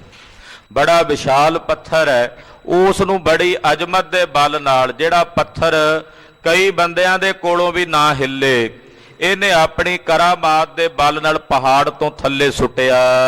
ਚਲੀ ਬੇਗ ਤੇ ਤਰੂ ਕੋ ਤੋਰਤ, ਪੱਥਰ ਇੰਨੀ ਤੇਜ਼ੀ ਦੇ ਨਾਲ ਉੱਤੋਂ ਰਿੜਦਾ ਥੱਲੇ ਨੂੰ ਆ ਰਿਹਾ ਹੈ ਕਿ ਦਰਖਤ ਜਿੰਨੇ ਰਸਤੇ ਵਿੱਚ ਆਉਂਦੇ ਨੇ ਉਹਨਾਂ ਦਰਖਤਾਂ ਨੂੰ ਤੋੜਦਾ ਹੋਇਆ ਪੱਥਰ ਅੱਗੇ ਵਧ ਰਿਹਾ ਹੈ। ਮਗ ਮੈਂ ਅਪਰ ਸਿਲਨ ਕੋ ਫੋਰਤ, ਰਸਤੇ ਵਿੱਚ ਜਿਹੜੀਆਂ ਹੋਰ ਨਿੱਕੀਆਂ ਸਿਲਾਵਾਂ ਪੱਥਰ ਛੋਟੇ ਆਉਂਦੇ ਨੇ ਉਹਨਾਂ ਨੂੰ ਤੋੜਦਾ ਹੋਇਆ ਉਹ ਪੱਥਰ ਲੰਘਦਾ ਜਾ ਰਿਹਾ ਹੈ, ਉਹਨਾਂ ਨੂੰ ਚੂਰਨ ਬਣਾਉਂਦਾ ਹੋਇਆ ਜਾ ਰਿਹਾ ਹੈ। ਜਲ ਰੋਕਨ ਕੋ ਆਵਤ ਧਾਈ, ਉਹ ਪੱਥਰ ਮਾਨੋ ਜਿਹੜਾ ਜਲ ਥੱਲੇ ਨਿਕਲਿਆ ਸੀ ਉਹਨੂੰ ਰੋਕਣ ਵਾਸਤੇ ਵੀ ਉੱਥੇ ਉਹ ਪੱਥਰ ਲਾ ਦਿਆਂ ਤੇ ਪਾਣੀ ਰੋਕ ਦਿਆਂ, ਏਦਾਂ ਦੌੜਿਆ ਆ ਰਿਹਾ ਪੱਥਰ ਤੇਜ਼ੀ ਨਾਲ। ਵਜਰ ਸਮਾਨ ਸੁਨਾਦੇ ਉਠਾਈ। ਕਹਿੰਦੇ ਜਿਵੇਂ ਇੰਦਰ ਦਾ ਵਜਰ ਪੈਂਦਾ ਕਿਸੇ ਪਹਾੜ ਤੇ ਆਵਾਜ਼ ਆਉਂਦੀ ਹੈ, ਏਦਾਂ ਉਸ ਪੱਥਰ ਦੇ ਰੁੜ ਕੇ ਆਉਣ ਦੀ ਆਵਾਜ਼ ਆਉਂਦੀ ਹੈ ਵਜਰ ਦੇ ਸਮਾਨ। ਅਜ਼ਮਤ ਨਿਜ ਅਜ਼ਮਤ ਜੁਤ ਦੇਖੀ। ਧੰਨ ਗੁਰੂ ਨਾਨਕ ਸਾਹਿਬ ਸੱਚੇ ਪਾਤਸ਼ਾਹ ਜੀ ਮਹਾਰਾਜ ਜੀ ਨੇ ਆਪਣੀ ਅਜ਼ਮਤ ਨਾਲ ਪੀਰ ਵਲੀ ਕੰਧਾਰੀ ਦੀ ਅਜ਼ਮਤ ਨੂੰ ਵੇਖਿਆ। ਜਲੇ ਅਛਾਦਨ ਆਏ ਬਿਸ਼ੇਖੀ। ਪਾਤਸ਼ਾਹ ਨੇ ਜਾਣਿਆ ਕਿ ਇਹ ਪੱਥਰ ਇਸ ਪਾਣੀ ਨੂੰ ਰੋਕਣ ਵਾਸਤੇ ਔਰ ਸਾਨੂੰ ਦੱਬਣ ਵਾਸਤੇ ਉਹਨੇ ਟੋਰਿਆ ਹੈ। ਸ਼੍ਰੀ ਗੁਰ ਨੇ ਤਬ ਹਾਥ ਪਸਾਰਾ। ਜਦੋਂ ਪੱਥਰ ਬਿਲਕੁਲ ਨੇੜੇ ਆ ਗਿਆ ਸਾਹਿਬਾਂ ਦੇ, ਪਾਤਸ਼ਾਹ ਨੇ ਆਪਣਾ ਸੋਹਣਾ ਜਿਹਾ ਪਾਵਨ ਪਵਿੱਤਰ ਦਸਤ ਕਮਲ ਹੱਥ ਉਤਾਂਹ ਨੂੰ ਕੀਤਾ। ਇਸ ਆਵਤ ਕੇ ਕੀਨ ਅਗਾਰਾ। ਉਹ ਜਿਹੜਾ ਪੱਥਰ ਆਇਆ ਸੀ ਉਸ ਪੱਥਰ ਨੂੰ ਪਾਤਸ਼ਾਹ ਨੇ ਰੋਕਣ ਵਾਸਤੇ ਆਪਣਾ ਸੋਹਣਾ ਹੱਥ ਅੱਗੇ ਕੀਤਾ ਤੇ ਪੱਥਰ ਨੂੰ ਰੋਕ ਲਿਆ ਪਾਤਸ਼ਾਹ ਨੇ ਆਪਣੇ ਹੱਥ ਨਾਲ। ਸਹਿਜ ਸੁਭਾਇਕ ਬੈਠੇ ਰਹੇ। ਔਰ ਜਿਵੇਂ ਕੋਈ ਮੋਮ ਜੀ ਦੀ ਚੀਜ਼ ਹੋਵੇ ਹੌਲੀ ਜੀ ਰੋਕ ਨਹੀਂ ਲਈਦੀ, ਏਦਾਂ ਸਹਿਜ ਸੁਭਾਇਕ ਅਡੋਲ ਹੀ ਬੈਠੇ ਰਹੇ। ਮਹਾਰਾਜ ਜੀ ਨੇ ਪਾਵਨ ਹੱਥ ਨਾਲ ਉਸ ਪੱਥਰ ਨੂੰ ਰੋਕ ਲਿਆ। ਸੋ ਰੋਕੀ ਜਲ ਉਪਰ ਆਏ। ਜਿੱਥੋਂ ਪਾਣੀ ਨਿਕਲ ਰਿਹਾ ਸੀ ਚਸ਼ਮਾ, ਉਹਦੇ ਉੱਤੇ ਬਿਲਕੁਲ ਮਹਾਰਾਜ ਜੀ ਨੇ ਉਸ ਪੱਥਰ ਦੀ ਸਿਲਾ ਨੂੰ ਰੋਕ ਲਿਆ। ਮਹਾਪ੍ਰਵਾਹ ਨੀਰ ਕੋ ਚਾਲੇ। ਥੱਲੇ ਉਹਦੇ ਬੜਾ ਮਹਾ ਨਿਰਮਲ ਪ੍ਰਵਾਹ ਜਲ ਦਾ ਵਹਿ ਰਿਹਾ ਹੈ। ਠਹਿਰੀ ਉਪਰ ਸਿਲਾ ਵਿਸ਼ਾਲੇ। ਉਸੇ ਚਸ਼ਮੇ ਦੇ ਉੱਤੇ ਮਹਾਰਾਜ ਜੀ ਨੇ ਉਸ ਸਿਲਾ ਨੂੰ, ਉਸ ਪੱਥਰ ਨੂੰ ਪਾਤਸ਼ਾਹ ਨੇ ਰੋਕ ਲਿਆ। ਰੁਕਿਓ ਨਾ ਨੀਰ ਪੀਰ ਨੇ ਜਾਨੀ। ਮਹਾਰਾਜ ਜੀ ਨੇ ਜਲ ਨਹੀਂ ਰੁਕਣ ਦਿੱਤਾ। ਪੀਰ ਨੂੰ ਪਤਾ ਲੱਗਾ ਵੀ ਪਾਣੀ ਨਹੀਂ ਰੁਕਿਆ, ਉਹਨਾਂ ਨੇ ਪੱਥਰ ਰੋਕ ਲਿਆ ਹੈ। ਨਿਜ ਅਜ਼ਮਤ ਪੁਨ ਲਾਏ ਮਾਨੀ। ਉਹਨੇ ਆਪਣੀ ਅਜ਼ਮਤ ਦਾ ਜ਼ੋਰ ਲਾਇਆ ਵਲੀ ਕੰਧਾਰੀ ਨੇ, ਆਪਣੀ ਕਰਾਮਾਤ ਦਾ ਬਲ ਲਾਇਆ ਜਿੰਨਾ ਉਹਦੇ ਵਿੱਚ ਸੀਗਾ। ਕਰੀ ਤਕਾਵਨ ਸਿਲਾ ਅਗਾਰੀ। ਇਹਨੇ ਉਹ ਸਿਲਾ ਨੂੰ ਆਪਣੇ ਜ਼ੋਰ ਨਾਲ ਧੱਕਿਆ, ਆਪਣੀ ਕਰਾਮਾਤ ਦੇ ਜ਼ੋਰ ਨਾਲ, ਜ਼ਿਆਦਾ ਜ਼ੋਰ ਨਾਲ ਧੱਕਿਆ। ਸਗਰੋ ਓਜ ਲਾਏ ਨਿਜ ਭਾਰੀ। ਵਲੀ ਕੰਧਾਰੀ ਚ ਜਿੰਨਾ ਜ਼ੋਰ ਸੀ ਸਾਰਾ ਜ਼ੋਰ ਲਾ ਲਿਆ। ਹਾਥ ਬਜਰ ਸਮ ਧਸਿਓ ਮਝਾਰੀ। ਇਹ ਜਿੰਨਾ ਜ਼ੋਰ ਪਾ ਕੇ ਪੱਥਰ ਨੂੰ ਅੱਗੇ ਧੱਕਦਾ ਹੈ, ਸਤਿਗੁਰਾਂ ਦਾ ਪਾਵਨ ਦਸਤ ਕਮਲ ਉਸ ਪੱਥਰ ਦੇ ਵਿੱਚ ਧਸਦਾ ਜਾ ਰਿਹਾ ਹੈ। ਏਦਾਂ ਧਸਦਾ ਜਾ ਰਿਹਾ ਮਾਨੋ ਜਿਵੇਂ ਕਿਸੇ ਮੋਮ ਦੀ ਸ਼ੈ ਵਿੱਚ ਹੱਥ ਧਸਦਾ ਹੋਵੇ। ਵਜਰ ਦੇ ਸਮਾਨ ਮਹਾਰਾਜ ਜੀ ਦਾ ਹੱਥ ਉਸ ਪੱਥਰ ਦੀ ਸਿਲਾ ਦੇ ਵਿੱਚ ਧਸਦਾ ਜਾ ਰਿਹਾ ਹੈ। ਉਹ ਪੰਜਾ ਅੱਜ ਵੀ ਉਸ ਪੱਥਰ ਵਿੱਚ ਲੱਗਾ ਹੋਇਆ ਹੈ, ਜਿਸ ਕਰਕੇ ਉਸ ਪਾਵਨ ਅਸਥਾਨ ਦਾ ਨਾਮ ਸਾਰੇ ਸੰਸਾਰ ਵਿੱਚ ਪ੍ਰਗਟ ਹੋਇਆ, ਗੁਰਦੁਆਰਾ ਸ੍ਰੀ ਪੰਜਾ ਸਾਹਿਬ। ਸਤਿ ਸ੍ਰੀ ਅਕਾਲ। ਉਹ ਪੰਜੇ ਦੇ ਹੁਣ ਵੀ ਉਸ ਪੱਥਰ ਦੇ ਵਿੱਚ ਦੀਦਾਰ ਹੁੰਦੇ ਹਨ, ਦਰਸ਼ਨ ਹੁੰਦੇ ਹਨ। ਰਹੀ ਅਟਕ ਲਖ ਵਲੀ ਕੰਧਾਰੀ। ਜਦੋਂ ਵਲੀ ਕੰਧਾਰੀ ਨੇ ਵੇਖਿਆ ਕਿ ਇਹ ਸਿਲਾ ਅਟਕ ਰਹੀ ਹੈ, ਇਹ ਨਹੀਂ ਜਾਂਦੀ ਅੱਗੇ, ਉਹਨਾਂ ਨੇ ਆਪਣੇ ਪਾਵਨ ਹੱਥ ਦੇ ਨਾਲ ਇਸ ਨੂੰ ਰੋਕ ਰੱਖਿਆ ਔਰ ਉਹਨਾਂ ਦਾ ਹੱਥ ਵੀ ਇਸ ਸਿਲਾ ਦੇ ਵਿੱਚ ਧਸ ਗਿਆ। ਆਪਣੀ ਸ਼ਕਤ ਅਲਪ ਵਿਚਾਰੀ। ਫਿਰ ਇਹਨੂੰ ਸਮਝ ਆਈ ਕਿ ਮੈਂ ਤਾਂ ਕੱਖ ਵੀ ਨਹੀਂ ਹਾਂ, ਮੈਂ ਤਾਂ ਕੁਝ ਵੀ ਨਹੀਂ ਹਾਂ। ਫਿਰ ਇਹਨੂੰ ਇਹ ਸਮਝ ਆਈ ਕਿ ਮੈਂ ਤਾਂ ਕੁਝ ਵੀ ਨਹੀਂ, ਮੈਂ ਤਾਂ ਕੱਖ ਵੀ ਨਹੀਂ। ਮੈਂ ਤਾਂ ਸਮਝਦਾ ਸੀ ਬੜਾ ਕਰਾਮਾਤੀ ਹਾਂ, ਪਰ ਇਹ ਜਿਹੜੇ ਅੱਗੇ ਆਏ ਨੇ ਤਾਂ ਬੜੇ ਵਲੀ ਪੁਰਸ਼ ਨੇ, ਕਰਾਮਾਤੀ ਨੇ, ਵਾਕਈ ਅਜਮਤੀ ਨੇ। ਇਹਨੂੰ ਆਪਣੇ ਬਲ ਦੀ ਸਮਝ ਪੈ ਗਈ। ਕਿਸੇ ਨੂੰ ਵਿਆਹ ਦੇ ਵਿੱਚ ਮਿਲਣੀ ਦੇ ਦੌਰਾਨ ਮੁੰਦਰੀ ਪੈ ਗਈ ਹੱਥ ਵਿੱਚ। ਮੁੰਦਰੀ ਪਈ ਹੱਥ ਵਿੱਚ ਤੇ ਲੋਕਾਂ ਨੂੰ ਹੱਥ ਉਤਾਂਹ ਕਰ ਕਰਕੇ ਗੱਲਾਂ ਕਰੇ ਤੇ ਵਿਖਾਵੇ ਵੀ ਮੇਰੇ ਹੱਥ ਵਿੱਚ ਮੁੰਦਰੀ ਹੈ। ਕਦੇ ਕਿਸੇ ਮਠਿਆਈ ਨੂੰ ਖਾਣ ਲੱਗੇ, ਕਦੇ ਕਿਸੇ ਦਾ ਹਾਲ ਚਾਲ ਪੁੱਛੇ ਤੇ ਹੱਥ ਉਹੀ ਉੱਤੇ ਕਰੇ, ਹਾਂ ਬਈ ਕੀ ਹਾਲ ਹੈ। ਇੱਕ ਦਿਨ ਕਿਸੇ ਹਲਵਾਈ ਦੀ ਦੁਕਾਨ ਤੇ ਗਿਆ ਤੇ ਮਠਿਆਈਆਂ ਪਈਆਂ ਵੇਖੀਆਂ ਤੇ ਉਹੀ ਉਂਗਲੀ ਜਿਹਦੇ 'ਚ ਮੁੰਦਰੀ ਪਾਈ ਹੋਈ ਅੱਗੇ ਕਰ ਕਰ ਪੁੱਛੇ, ਇਹ ਮਠਿਆਈ ਦਾ ਕੀ ਰੇਟ ਹੈ, ਆਹ ਮਠਿਆਈ ਦਾ ਕੀ ਮੁੱਲ ਹੈ। ਇਹਦਾ ਕੀ ਮੁੱਲ ਹੈ? ਹਲਵਾਈ ਵੇਖੀ ਜਾਵੇ ਵੀ ਇਹ ਮੁੱਲ ਮਠਿਆਈ ਦਾ ਨਹੀਂ ਪਿਆ ਪੁੱਛਦਾ, ਇਹ ਮੁੱਲ ਇਹ ਵਿਖਾਉਂਦਾ ਹੈ ਆਪਣੀ ਪਾਈ ਹੋਈ ਹੱਥ ਦੀ ਅੰਗੂਠੀ ਨੂੰ ਵੀ ਮੇਰੇ ਹੱਥ 'ਚ ਮੁੰਦਰੀ ਹੈ। ਅਖੀਰ ਨੂੰ ਹਲਵਾਈ ਕੋਲੋਂ ਨਾ ਰਿਹਾ ਗਿਆ, ਉਹਨੇ ਆਪਣੇ ਹੱਥ ਦੇ ਵਿੱਚ ਬੜਾ ਸੁੰਦਰ ਬਾਜੂਬੰਦ ਪਾਇਆ ਕਈ ਤੋਲਿਆਂ ਦਾ ਤੇ ਉੱਤੋਂ ਕੱਪੜਾ ਲਪੇਟਿਆ ਹੋਇਆ ਸੀ। ਕਹਿੰਦਾ ਤੂੰ ਮੁੰਦਰੀ ਵਿਖਾਉਣਾ, ਫਿਰ ਹੁਣ ਵਿਖਾਣ ਵਾਸਤੇ ਤੈਨੂੰ ਵੀ ਕੁਝ ਵਿਖਾਣਾ ਪਵੇਗਾ, ਤੇਰਾ ਮਾਣ ਖਤਮ ਹੋਵੇ। ਉਹਨੇ ਕੀ ਕੀਤਾ, ਆਪਣੀ ਬਾਂਹ ਕੱਪੜੇ ਚੋਂ ਬਾਹਰ ਕੱਢੀ, ਬਾਜੂਬੰਦ ਵਾਹਵਾ ਮੋਟਾ, ਮੰਨ ਲਓ ਜਿਵੇਂ ਅੱਧੇ ਕਿਲੋ ਦਾ ਹੋਵੇ ਸੋਨੇ ਦਾ, ਹੱਥ ਨੂੰ ਏਦਾਂ ਕਰਕੇ ਕਹਿੰਦਾ ਸਭਾਂ ਦਾ ਇੱਕੋ ਹੀ ਰੇਟ ਹੈ, ਜਿਹੜੀ ਮਰਜ਼ੀ ਲੈ ਲੈ। ਜਦੋਂ ਉਹਦੇ ਹੱਥ 'ਚ ਬਾਜੂਬੰਦ ਵੇਖਿਆ ਤੇ ਫਿਰ ਆਪਣੀ ਮੁੰਦਰੀ ਲੁਕਾਉਂਦਾ ਫਿਰੇ। ਕਹਿਣ ਤੋਂ ਭਾਵ ਕਿਸੇ ਕੋਲ ਕੋਈ ਛੋਟੀ ਮੋਟੀ ਕਲਾ ਹੋਵੇ, ਉਹ ਕਹਿੰਦਾ ਵਿਖਾਈਏ।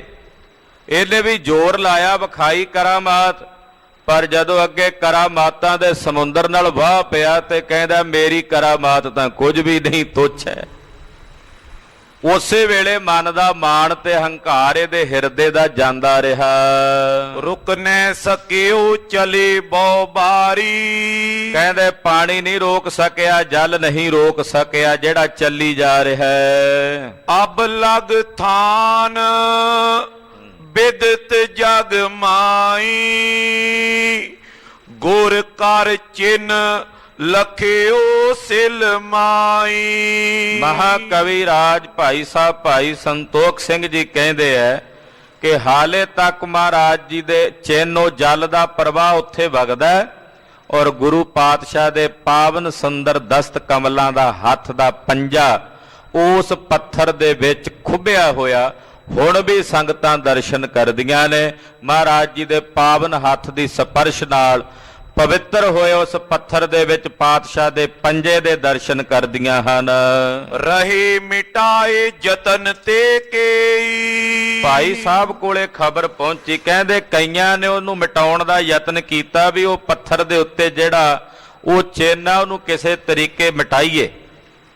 ਕਹਿੰਦੇ ਬੜਿਆਂ ਨੇ ਯਤਨ ਕੀਤਾ, ਪਰ ਉਸ ਚਿੰਨ੍ਹ ਨੂੰ ਮਹਾਰਾਜ ਜੀ ਦੇ ਪੰਜੇ ਦੇ ਉਸ ਨਿਸ਼ਾਨ ਨੂੰ ਕੋਈ ਮਿਟਾ ਨਹੀਂ ਸਕਿਆ। ਰਿਓ ਸੋ ਚਿੰਨ ਹਾਰੇ ਗੇ ਤੇਈ, ਜਿਨ੍ਹਾਂ ਨੇ ਮਿਟਾਉਣਾ ਚਾਹਿਆ ਉਹ ਹਾਰ ਗਏ, ਪਰ ਉਹ ਚਿੰਨ੍ਹ ਹਾਲੇ ਵੀ ਉਸੇ ਤਰ੍ਹਾਂ ਹੈ। ਜਲ ਪ੍ਰਵਾਹ ਤੈਸੀ ਵਿਧ ਆਏ, ਤੇ ਜਲ ਦਾ ਪ੍ਰਵਾਹ ਵੀ ਉਸੇ ਵਿਧੀ ਨਾਲ ਉੱਥੋਂ ਚੱਲ ਰਿਹਾ ਹੈ। ਨਿਰਮਲ ਚਲਤ ਬਹੁਤ ਨਿਤ ਰਹੇ, ਕਹਿੰਦੇ ਬੜਾ ਨਿਰਮਲ ਸਵੱਛ ਜਲ ਉੱਥੋਂ ਵਹਿੰਦਾ ਵਗਦਾ ਹੈ। ਅਲਪ ਆਪ ਕੋ ਪੀਰ ਪਛਾਨਾ, ਹੁਣ ਪੀਰ ਵਲੀ ਕੰਧਾਰੀ ਨੂੰ ਸੋਝੀ ਆਈ ਕਿ ਮੈਂ ਤਾਂ ਕੁਝ ਵੀ ਨਹੀਂ ਹਾਂ। ਪਹਿਲਾਂ ਸਮਝਦਾ ਸੀ ਹਾਂ ਕੁਝ, ਹੁਣ ਵੇਖਿਆ ਵੀ ਮੈਂ ਤਾਂ ਬਿਲਕੁਲ ਹੀ ਅਲਪ ਤੇ ਤੁੱਛ ਹਾਂ। ਸ਼ੀਗਰ ਆਏ ਗੁਰ ਪਗ ਲਪਟਾਨਾ, ਬੜੀ ਤੇਜ਼ੀ ਨਾਲ ਆਇਆ ਥੱਲੇ ਪਹਾੜ ਤੋਂ, ਤੇ ਆਉਂਦਿਆਂ ਸਾਰ ਧੰਨ ਗੁਰੂ ਨਾਨਕ ਸਾਹਿਬ ਦੇ ਚਰਨਾਂ ਦੇ ਨਾਲ ਲਪਟ ਗਿਆ। ਗੁਰੂ ਬਾਬਾ ਜੀ ਦੇ ਚਰਨ ਆ ਕੇ ਵਲੀ ਕੰਧਾਰੀ ਨੇ ਪਕੜ ਲਏ। ਏ ਪ੍ਰਭ ਖਤਾ ਬਖਸ਼ੀਏ ਮੋਹੀ, ਏ ਪ੍ਰਭੂ ਤਰਾਹੇ ਮਮ ਤੋ ਸ਼ਰਣੰ। ਮਹਾਰਾਜ ਤੁਹਾਡੀ ਸ਼ਰਨ ਚ ਹਾਂ, ਤੁਹਾਡੀ ਸ਼ਰਨ ਵਿੱਚ ਹਾਂ, ਬਖਸ਼ ਲੋ ਗਰੀਬ ਨਵਾਜ, ਮੇਰੀ ਖਤਾ ਬਖਸ਼ ਲੋ। ਮੈਂ ਖਤਾਵੰਦ ਹਾਂ, ਬੜੀ ਵੱਡੀ ਖਤਾ ਕੀਤੀ ਹੈ, ਭੁੱਲ ਕੀਤੀ ਅਣਜਾਣ ਪੁਣੇ ਚ ਕੀਤੀ ਹੈ। ਮਹਾਰਾਜ ਗਰੀਬ ਨਵਾਜ ਸਾਹਿਬ ਜੀ ਆਪ ਜੀ ਕਿਰਪਾ ਕਰਕੇ ਬਖਸ਼ ਲੋ। ਨਹੀਂ ਮਹਾਤਮ ਜਾਣਿਓ ਤੋਈ, ਕਿਉਂਕਿ ਮਹਾਰਾਜ ਬੜੇ ਬੜੇ ਦੰਭੀ ਟੁਰੇ ਫਿਰਦੇ ਆ ਸੰਸਾਰ ਚ, ਉਹਨਾਂ ਦੇ ਚੇਲੇ ਕਹਿੰਦੇ ਰਹਿੰਦੇ ਆ ਲੋਕਾਂ ਨੂੰ ਸਾਡੇ ਪੀਰ ਅਜਮਤੀ ਨੇ। ਮੈਂ ਭਾਈ ਮਰਦਾਨੇ ਦੇ ਮੁਖੋਂ ਸੁਣ ਕੇ ਇਹੀ ਸਮਝ ਬੈਠਾ ਸੀ ਵੀ ਕੋਈ ਏਦਾਂ ਦਾ ਹੀ ਹੋਵੇਗਾ, ਨਹੀਂ ਸੀ ਜਾਣਦਾ ਕਿ ਮਹਾਰਾਜ ਤੁਸੀਂ ਵਲੀ ਪੁਰਸ਼ ਹੋ। ਮਹਾਰਾਜ ਆਪ ਜੀ ਦੀ ਬੇਅਦਬੀ ਕਰ ਬੈਠਾ, ਨਿਰਾਦਰ ਕਰ ਬੈਠਾ, ਆਪ ਜੀ ਬਖਸ਼ ਲਵੋ। ਹੋਏ ਪਰਲੋਕ ਸਹਾਏ ਵਿਸ਼ੇਸ਼ਾ, ਮਹਾਰਾਜ ਇਸ ਲੋਕ ਦੇ ਵਿੱਚ ਜੀਵਨ ਨਿਕਲ ਚੱਲਿਆ ਹੈ। ਗਰੀਬ ਨਵਾਜ ਤਰਸ ਕਰੋ, ਦਇਆ ਕਰੋ। ਮੈਂ ਸ਼ਾਇਦ ਇਸੇ ਕਰਕੇ ਜੀਵਤ ਬੈਠਾ ਸਾਂ ਕਿ ਤੁਸੀਂ ਆਓਗੇ, ਤੇ ਤੁਹਾਡੀ ਸ਼ਰਨ ਚ ਪੈ ਕੇ ਬੇਨਤੀ ਕਰਾਂਗਾ ਕਿ ਮੇਰਾ ਪਰਲੋਕ ਸੁਹੇਲਾ ਕਰ ਦਿਓ। ਮਹਾਰਾਜ ਤਰਸ ਕਰੋ, ਮੇਰਾ ਪਰਲੋਕ ਸਵਾਰ ਦਿਓ, ਮੇਰਾ ਪਰਲੋਕ ਸੁਹੇਲਾ ਕਰ ਦਿਓ। असमोको कीजे उपदेशा। ਮਹਾਰਾਜ ਜੀ ਐਸਾ ਪਵਿੱਤਰ ਪਾਵਨ ਉਪਦੇਸ਼ ਆਪ ਜੀ ਆਪਣੇ ਮੁਖਾਰ ਬਿੰਦ ਚੋਂ ਮੇਰੇ ਪ੍ਰਤੀ ਕਰੋ, इत्यादिक बिनती बहु करे। ਜਿਹਦੇ ਨਾਲ ਮੇਰਾ ਪਰਲੋਕ ਸਬਰ ਜਾਵੇ। ਜਦੋਂ ਇਤਿਆਦਿਕ ਬੇਨਤੀਆਂ ਕੀਤੀਆਂ ਨਾ ਬਲੀ ਕੰਧਾਰੀ ਨੇ ਕਗਿਆ ਕੇ ਪਾਤਸ਼ਾਹ ਦੇ ਚਰਨਾਂ 'ਚ ਬਾਰੰਬਾਰ ਬੇਨਤੀਆਂ ਕੀਤੀਆਂ। शरदा को उर निश्चा तरे। ਮਹਾਰਾਜ ਜੀ ਨੇ ਵੇਖਿਆ ਕਿ ਬਲੀ ਕੰਧਾਰੀ ਦਾ ਮਨ ਸ਼ਰਧਾ ਨਾਲ ਭਰਿਆ ਹੋਇਆ। ਇਸ ਵਕਤ ਇਹਦੇ ਮਨ 'ਚ ਕੋਈ ਮਾਣ ਨਹੀਂ ਹੈ। ਸ਼ਰਧਾਲੂ ਹੋ ਕੇ, ਸ਼ਰਧਾਵਾਨ ਹੋ ਕੇ ਸ਼ਰਨ ਵਿੱਚ ਆਇਆ। अब श्री गुर उपदेश बखाना। ਇਹਦਾ ਨਿਸ਼ਚਾ ਵੇਖਿਆ ਤੇ ਵੇਖ ਕੇ ਸਤਿਗੁਰੂ ਜੀ ਨੇ ਪਾਵਨ ਉਪਦੇਸ਼ ਆਪਣੇ ਮੁਖਾਰ ਬਿੰਦ ਚ ਇਸ ਨੂੰ ਦੇਂਦਿਆਂ ਫਰਮਾਇਆ। ਤੈ ਮਤ ਸਰ ਦੁਖ ਨਾਹਕ ਮਾਨਾ। ਮਹਾਰਾਜ ਜੀ ਕਹਿਣ ਲੱਗੇ ਬਲੀ ਕੰਧਾਰੀ ਜੀ, ਤੁਸੀਂ ਨਾਹਕ ਹੀ ਸਾਡੇ ਨਾਲ ਈਰਖਾ ਕਰਕੇ ਦੁੱਖ ਮਨਾਈ ਬੈਠੇ ਸੀ। ਨਾਹਕ ਹੀ ਬਿਨਾਂ ਕਾਰਨ ਤੋਂ ਹੀ ਸਾਡੇ ਨਾਲ ਦਵੈਸ਼ ਤੇ ਈਰਖਾ ਕਰਕੇ ਦੁਖੀ ਹੋ ਰਹੇ ਸੀ। ਜਿਸ ਮੈਂ ਪ੍ਰਾਪਤ ਕਿਛੂ ਨਾ ਹੋਏ। ਬਲੀ ਕੰਧਾਰੀ ਜੀ, ਜਿਹੜੀ ਈਰਖਾ ਹੈ ਨਾ ਮਤਸਰ ਕਿਸੇ ਨਾਲ ਵੀ ਕਰਨੀ, ਇਹ ਕਿਸੇ ਲਈ ਵੀ ਹਿਤੈਸ਼ੀ ਨਹੀਂ ਹੁੰਦੀ, ਕਿਸੇ ਲਈ ਵੀ ਸੁਖਦਾਈ ਨਹੀਂ ਹੁੰਦੀ। ਈਰਖਾ ਹਮੇਸ਼ਾ ਦੁੱਖ ਹੀ ਦਿੰਦੀ ਹੈ। ਕਿਸੇ ਨਾਲ ਵੀ ਈਰਖਾ ਕਰ ਲਵੋ, ਉਹ ਈਰਖਾ ਦੁਖਦਾਈ ਹੋਵੇਗੀ। ਜਿਹੜਾ ਰੱਬ ਦਾ ਭਗਤ ਹੈ ਉਹਦੇ ਹਿਰਦੇ ਵਿੱਚ ਈਰਖਾ ਨਹੀਂ ਹੋਣੀ ਚਾਹੀਏ ਕਿਸੇ ਪ੍ਰਤੀ। ਈਰਖਾ ਹਮੇਸ਼ਾ ਦੁੱਖ ਦਿੰਦੀ ਹੈ, ਤਕਲੀਫ ਦਿੰਦੀ ਹੈ। ਹਰ ਕਰਿਦੇ ਕਰ ਤਿਆਗਿਓ ਸੋਏ। ਔਰ ਖੇੜੇ ਵਿੱਚ ਰਹਿ ਕੇ ਆਪਣੇ ਹਿਰਦੇ ਚੋਂ ਜਿਹੜਾ ਗੁਰਮੁਖ ਹੈ ਉਹ ਈਰਖਾ ਨੂੰ ਤਿਆਗ ਦਿੰਦਾ ਹੈ। ਉਹ ਕਹਿੰਦਾ ਕਿਸ ਨਾਲ ਈਰਖਾ ਕਰਨੀ, ਜਦੋਂ ਸਭ ਵਿੱਚ ਉਸੇ ਦੀ ਜੋਤ ਵਰਤ ਰਹੀ ਹੈ ਤੇ ਫਿਰ ਈਰਖਾ ਕਿਸ ਨਾਲ ਕਰੀਏ। ਜਦੋਂ ਉਹੀ ਸਭ ਵਿੱਚ ਰਹਿ ਰਿਹਾ ਹੈ, ਉਹੀ ਸਭ ਵਿੱਚ ਵਰਤ ਰਿਹਾ ਹੈ, ਤੇ ਫਿਰ ਈਰਖਾ ਕਿਸ ਨਾਲ ਕਰੀਏ। ਬਿਸਰ ਗਈ ਸਭ ਤਾਤ ਪਰਾਈ, ਜਬ ਤੇ ਸਾਧ ਸੰਗਤ ਮੋਹਿ ਪਾਈ।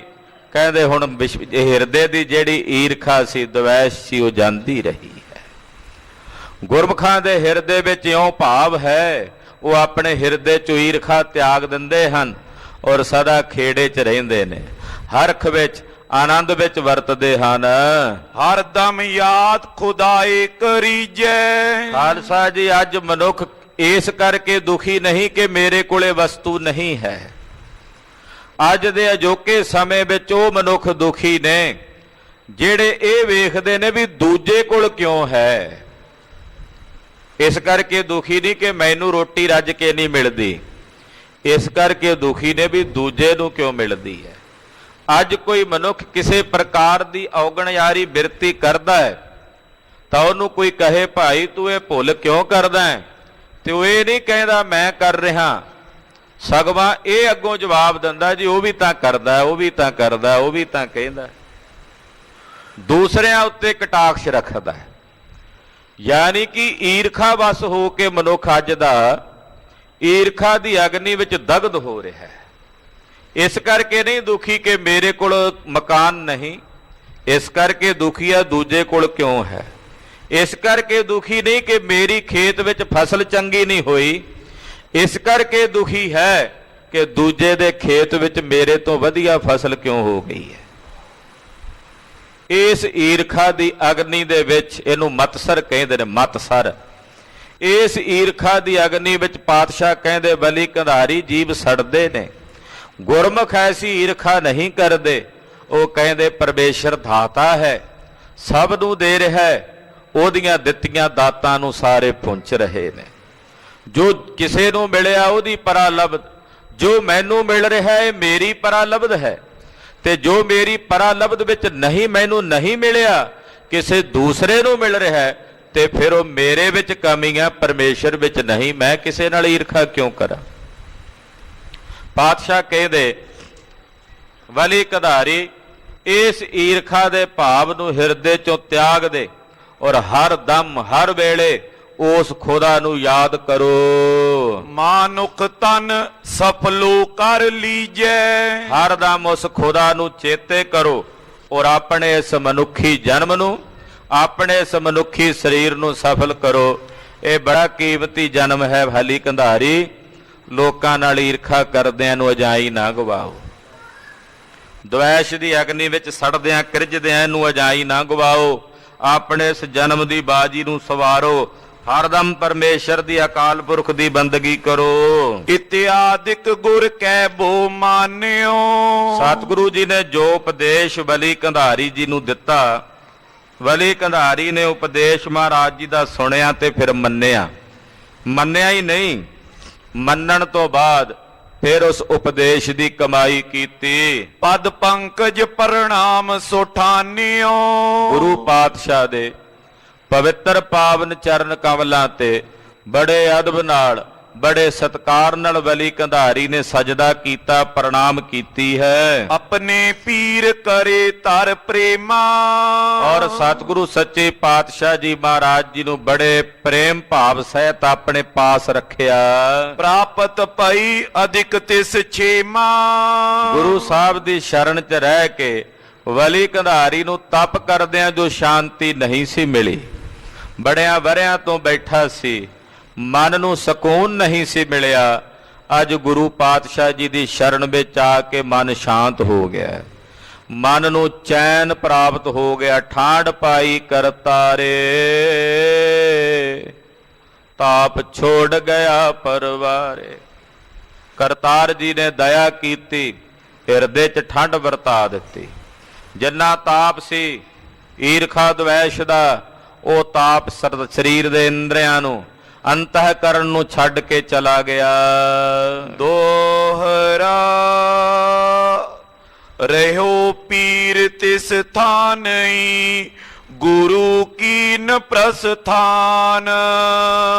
ਪੀਰ ਜੀ ਨੂੰ ਐਸੇ ਜਗ੍ਹਾ ਤੇ ਛੱਡ ਕੇ ਆਖਿਆ ਪਰਉਪਕਾਰੀ ਬਿਰਤੀ ਰੱਖਣੀ ਹੈ ਪੀਰ ਜੀ ਸਦਾ ਵੀ, ਇਹਨੂੰ ਇੱਥੇ ਛੱਡ ਕੇ ਆਪ ਜਗਤ ਗੁਰੂ ਗੁਰੂ ਨਾਨਕ ਸਾਹਿਬ ਸੱਚੇ ਪਾਤਸ਼ਾਹ ਜੀ ਮਹਾਰਾਜ ਜੀ ਨੇ ਇਥੋਂ ਪ੍ਰਸਥਾਨ ਕੀਤਾ ਹੈ। ਅਬ ਲਗ ਸੋ ਜਗਤ ਮੈਂ ਜਲ ਪ੍ਰਵਾਹ ਤਿਸ ਥਾਨ। ਮਹਾਕਵੀ ਜੀ ਕਹਿੰਦੇ ਅੱਜ ਤਾਈਂ ਹੁਣ ਵੀ ਉਸ ਜਗ੍ਹਾ ਤੇ ਉਹ ਜਲ ਦਾ ਨਿਰਮਲ ਪ੍ਰਵਾਹ ਛੁੱਟ ਰਿਹਾ ਹੈ।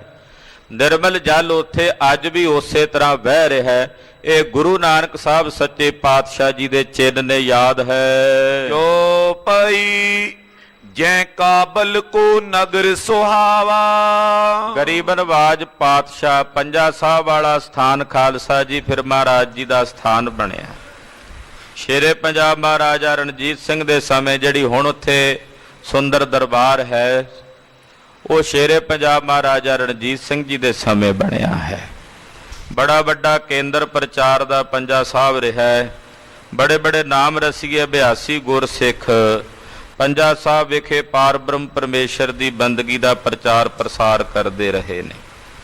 ਪੰਜਾਬ ਦੀ ਵੰਡ ਤੋਂ ਪਹਿਲਾਂ ਵਿਸਾਖੀ ਦਾ ਜਿਹੜਾ ਜੋੜ ਮੇਲਾ ਸੀ, ਸਮੁੱਚਾ ਖਾਲਸਾ ਪੰਥ ਪੰਜਾ ਸਾਹਿਬ ਵਿਖੇ ਮਨਾਇਆ ਕਰਦਾ ਸੀ। ਵਿਸਾਖੀ ਦਾ ਜਿਹੜਾ ਪੁਰਬ ਸੀ ਨਾ, ਬੜੇ ਵੱਡੇ ਪੱਧਰ ਤੇ ਪੰਥ ਨੇ ਪੰਜਾ ਸਾਹਿਬ ਜਾ ਕੇ ਮਨਾਉਣਾ। ਜਦੋਂ ਪੰਜਾਬ ਦੀ ਵੰਡ ਹੋ ਗਈ, ਉਸ ਵਕਤ ਫਿਰ ਵਿਸਾਖੀ ਦਾ ਜਿਹੜਾ ਪੁਰਬ ਹੈ ਉਹ ਹੁਣ ਖਾਲਸਾ ਪੰਥ ਦਮਦਮਾ ਸਾਹਿਬ ਗੁਰੂ ਕਾਸ਼ੀ ਵਿਖੇ ਮਨਾਉਂਦਾ ਹੈ।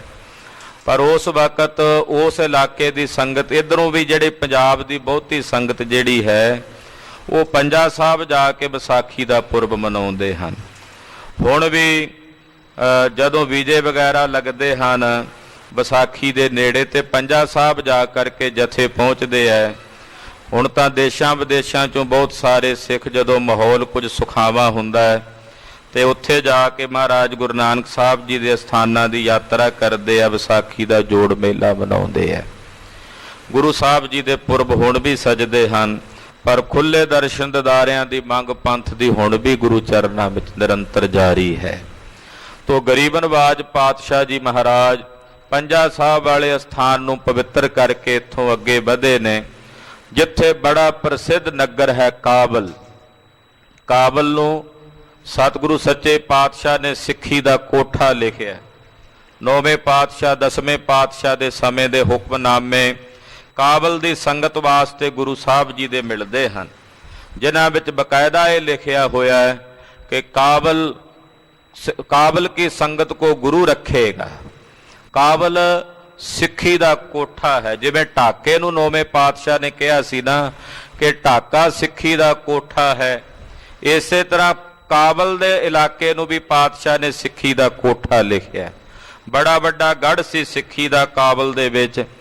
ਜਦੋਂ ਜਿਵੇਂ ਜਿਵੇਂ ਉੱਥੋਂ ਉਜਾੜਾ ਪੈਂਦਾ ਰਿਹਾ, ਕਾਬਲ ਤੋਂ ਬਹੁਤ ਸਾਰੀਆਂ ਸੰਗਤਾਂ ਇੱਧਰ ਪੰਜਾਬ ਨੂੰ, ਕੁਝ ਦਿੱਲੀ ਨੂੰ ਆ ਗਈਆਂ। ਹੁਣ ਵੀ ਜਿਹੜੇ ਕਾਬਲ ਤੋਂ ਆਏ ਹੋਏ ਗੁਰਸਿੱਖ ਨੇ ਉਹ ਐਨ ਤਿਆਰ ਬਰ ਤਿਆਰ ਸਾਬਤ ਸੂਰਤ ਰਹਿੰਦੇ ਆ, ਕੇਸ ਕਤਲ ਨਹੀਂ ਕਰਾਉਂਦੇ, ਮਹਾਰਾਜ ਜੀ ਦੀ ਸਿੱਖੀ 'ਚ ਪਰਪੱਕ ਰਹਿੰਦੇ ਹਨ। ਬਹੁਤ ਸਾਰੇ ਵਿਦੇਸ਼ਾਂ ਦੇ ਵਿੱਚ ਵੀ ਕਾਬਲ ਦੇ ਸਿੱਖ ਚਲੇ ਗਏ ਤਾਂ ਉੱਥੇ ਉਜਾੜਾ ਹੁੰਦਾ ਕਿਉਂਕਿ ਹੁਣ ਬਹੁਤ ਜ਼ਿਆਦਾ ਉੱਥੇ ਸਿੱਖਾਂ ਦੀ ਜਿਹੜੀ ਗਿਣਤੀ ਹੈ ਉਹ ਕੇਵਲ ਬਹੁਤ ਹੀ ਸੂਖਮ ਰੂਪ 'ਚ ਹੀ ਹੋ ਗਈ ਹੈ। ਪਰ ਜਦੋਂ ਸਤਿਗੁਰੂ ਗੁਰੂ ਨਾਨਕ ਸਾਹਿਬ ਗਏ ਨੇ, ਉੱਥੇ ਸਿੱਖੀ ਦਾ ਬੀਜ ਗੁਰੂ ਨਾਨਕ ਸਾਹਿਬ ਨੇ ਬੀਜਿਆ ਹੈ।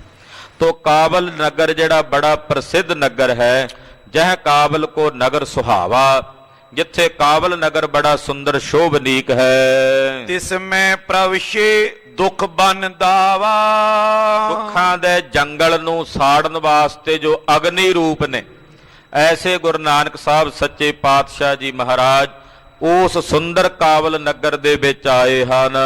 ਇੱਕ ਮਸੀਤ ਅਵਲੋਕੀ ਨੀਕੀ, ਕਾਬਲ ਦੇ ਵਿੱਚ ਇੱਕ ਬੜੀ ਸੁੰਦਰ ਮਸੀਤ ਮਸਜਿਦ ਬਣੀ ਹੋਈ ਹੈ। ਉਸ ਮਸਜਿਦ ਵਿੱਚ ਸਤਿਗੁਰੂ ਸੱਚੇ ਪਾਤਸ਼ਾਹ ਜੀ ਆਏ ਹਨ। ਬੈਠਕ ਹੋਤੀ ਤੁਰਕ ਸਭ ਹੀ ਕੀ, ਉਹ ਤੁਰਕਾਂ ਦੀ ਬੈਠਕ ਸੀ, ਉੱਥੇ ਤੁਰਕ ਬਹਿੰਦੇ ਸੀ ਸਾਰੇ ਮਸੀਤ ਵਿੱਚ ਆ ਕੇ। ਇਸ ਕੇ ਮੱਧ ਜਾਏ ਕੀ ਡੇਰਾ, ਉਸ ਮਸੀਤ ਦੇ ਵਿੱਚ ਆ ਕੇ ਸਤਿਗੁਰੂ ਗੁਰੂ ਨਾਨਕ ਸਾਹਿਬ ਜੀ ਨੇ ਡੇਰਾ ਕੀਤਾ। ਆਨ ਮੁਲਾਨੇ ਗੁਰ ਕੋ ਹੀਰਾ, ਜਿਹੜਾ ਮਸੀਤ ਦਾ ਮੁੱਲਾ ਸੀ ਉਹਨੇ ਸਤਿਗੁਰੂ ਗੁਰੂ ਨਾਨਕ ਸਾਹਿਬ ਨੂੰ ਆ ਕੇ ਵੇਖਿਆ। ਉਹਨੇ ਵੇਖਿਆ ਵੀ ਇਹ ਕੌਣ ਹੈ ਕਾਫਰ ਜਿਹੜਾ ਸਾਡੀ ਮਸੀਤ 'ਚ ਸਾਡੀ ਜਗ੍ਹਾ ਤੇ ਆਣ ਬੈਠਾ ਹੈ। ਇੱਥੇ ਤਾਂ ਅਸੀਂ ਸਾਰੇ ਮੁਸਲਮਾਨ ਭਾਈਚਾਰੇ ਦੇ ਮੌਲਵੀ ਬੈਠੇ ਆ, ਇਹ ਕੌਣ ਆ ਕੇ ਸਾਡੀ ਜਗ੍ਹਾ ਤੇ ਬੈਠ ਗਿਆ। ਸਤਿਗੁਰੂ ਸੱਚੇ ਪਾਤਸ਼ਾਹ ਜੀ ਨਾਲ ਆ ਕੇ ਉਹਨੇ ਬਦਸਲੂਕੀ ਕੀਤੀ ਹੈ। ਪਾਤਸ਼ਾਹ ਇਹਨੂੰ ਵੀ ਅਕਲ ਦੇ ਰਹੇ ਹਨ। ਉਹ ਕਥਾ ਆਪ ਦੀ ਅਗਲਿਆਂ ਪ੍ਰਸੰਗਾਂ ਵਿੱਚ ਸਰਵਣ ਕਰੋਗੇ। ਧੰਨ ਸ੍ਰੀ ਗੁਰੂ ਅੰਗਦ ਦੇਵ ਸਾਹਿਬ ਸੱਚੇ ਪਾਤਸ਼ਾਹ ਜੀ ਮਹਾਰਾਜ ਜੀ ਦੇ ਪਾਵਨ ਪਵਿੱਤਰ ਪ੍ਰਕਾਸ਼ ਗੁਰਪੁਰਬ ਦਿਹਾੜੇ ਦੀਆਂ ਇੱਕ ਵਾਰ ਫੇਰ ਗੁਰੂ ਕੀਆਂ ਸਾਜੀਆਂ ਨਵਾਜੀਆਂ ਸੰਗਤਾਂ ਨੂੰ ਲੱਖ ਲੱਖ ਵਧਾਈਆਂ ਹੋਵਣ।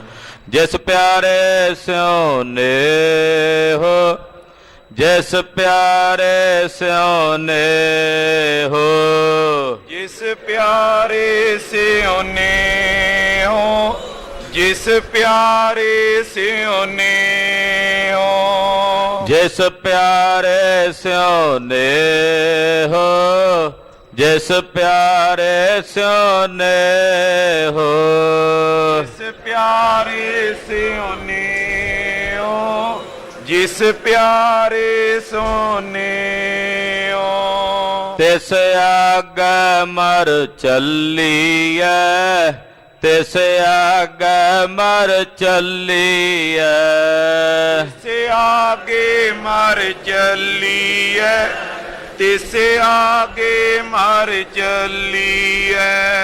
ਤ੍ਰਿਗ ਜੀਵਨ ਸੰਸਾਰ, ਤ੍ਰਿਗ ਜੀਵਨ ਸੰਸਾਰ, ਤ੍ਰਿਗ ਜੀਵਨ ਸੰਸਾਰ, ਤ੍ਰਿਗ ਜੀਵਨ ਸੰਸਾਰ।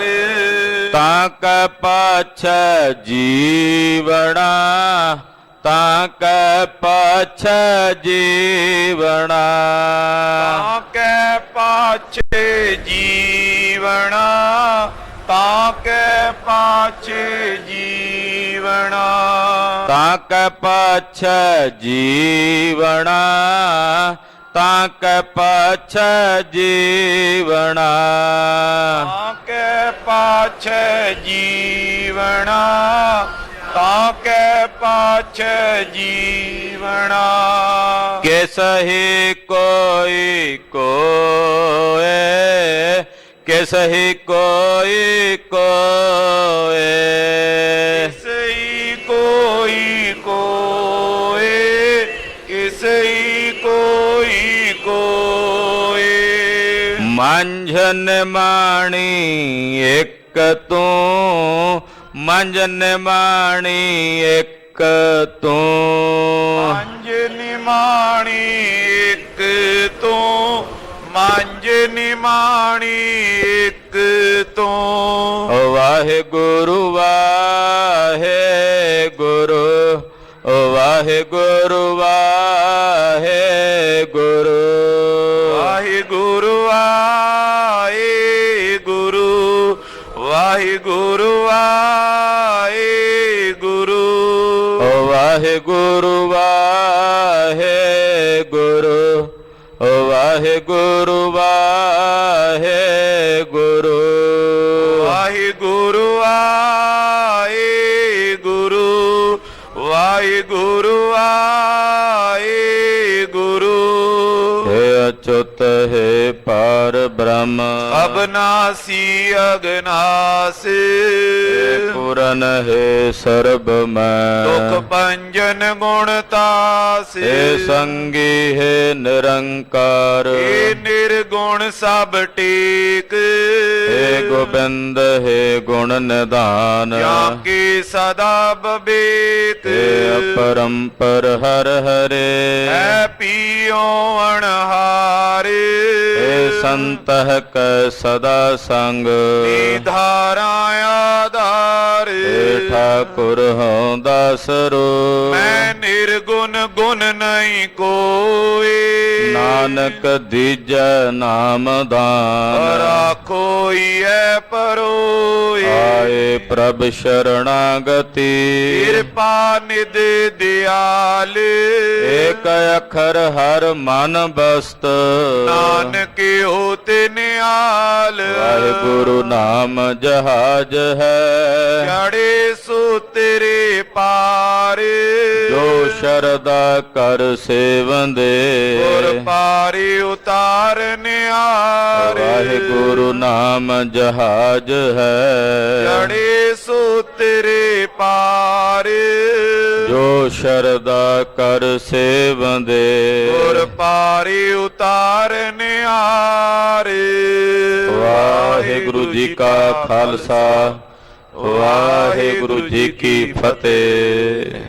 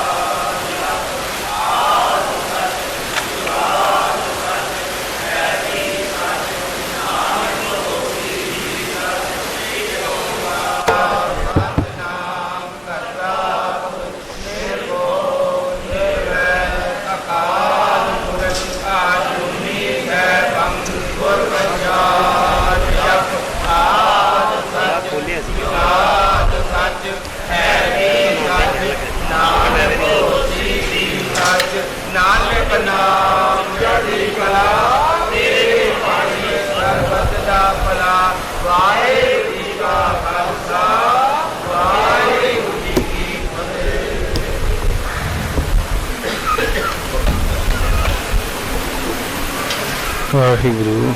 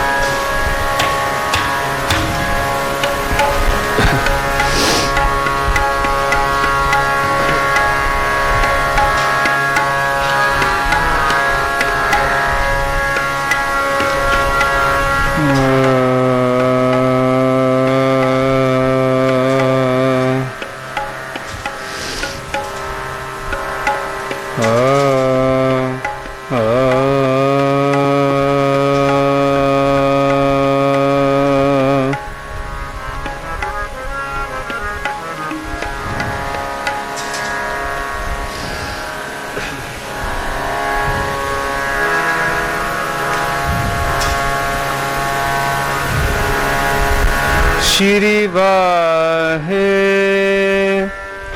गुरु वाहे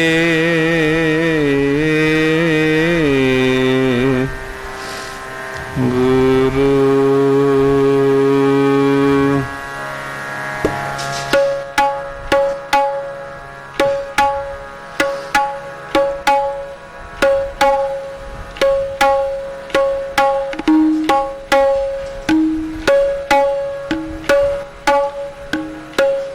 गुरु बिन घोर अंधार, गुरु बिन समझ न आवे।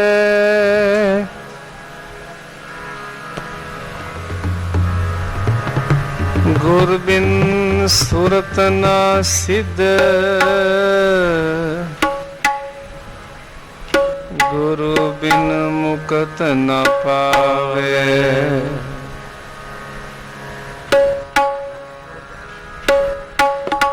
गुरु कर सच विचार, गुरु कर रे मन मेरे।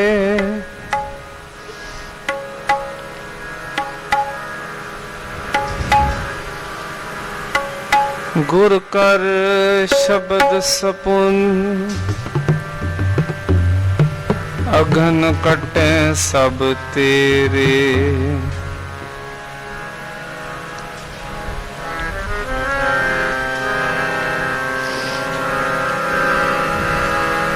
गुरु नैन बैण गुरु गुरु करो,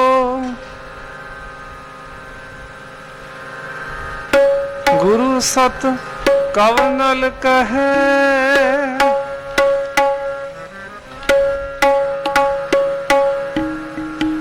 जिन गुरु न देखियो न हो कियो, ते अकियथ संसार में।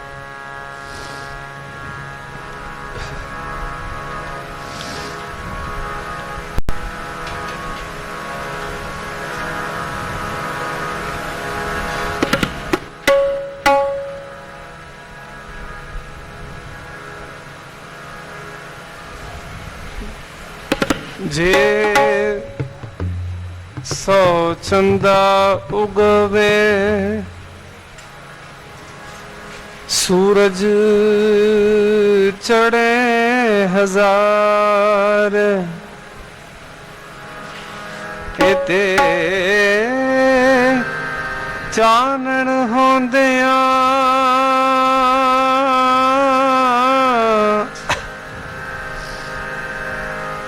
ਗੁਰ ਬਿਨ ਘੋਰ ਅੰਧਾਰ।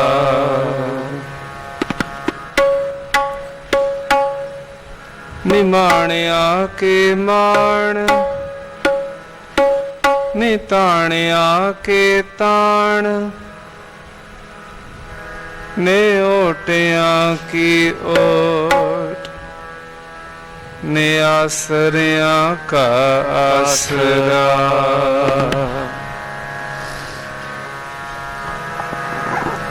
ਅਨਦ ਗੁਣੀ ਨਿਧਾਨ ਗੁਰੂ ਗਰੀਬ ਨਿਵਾਜ।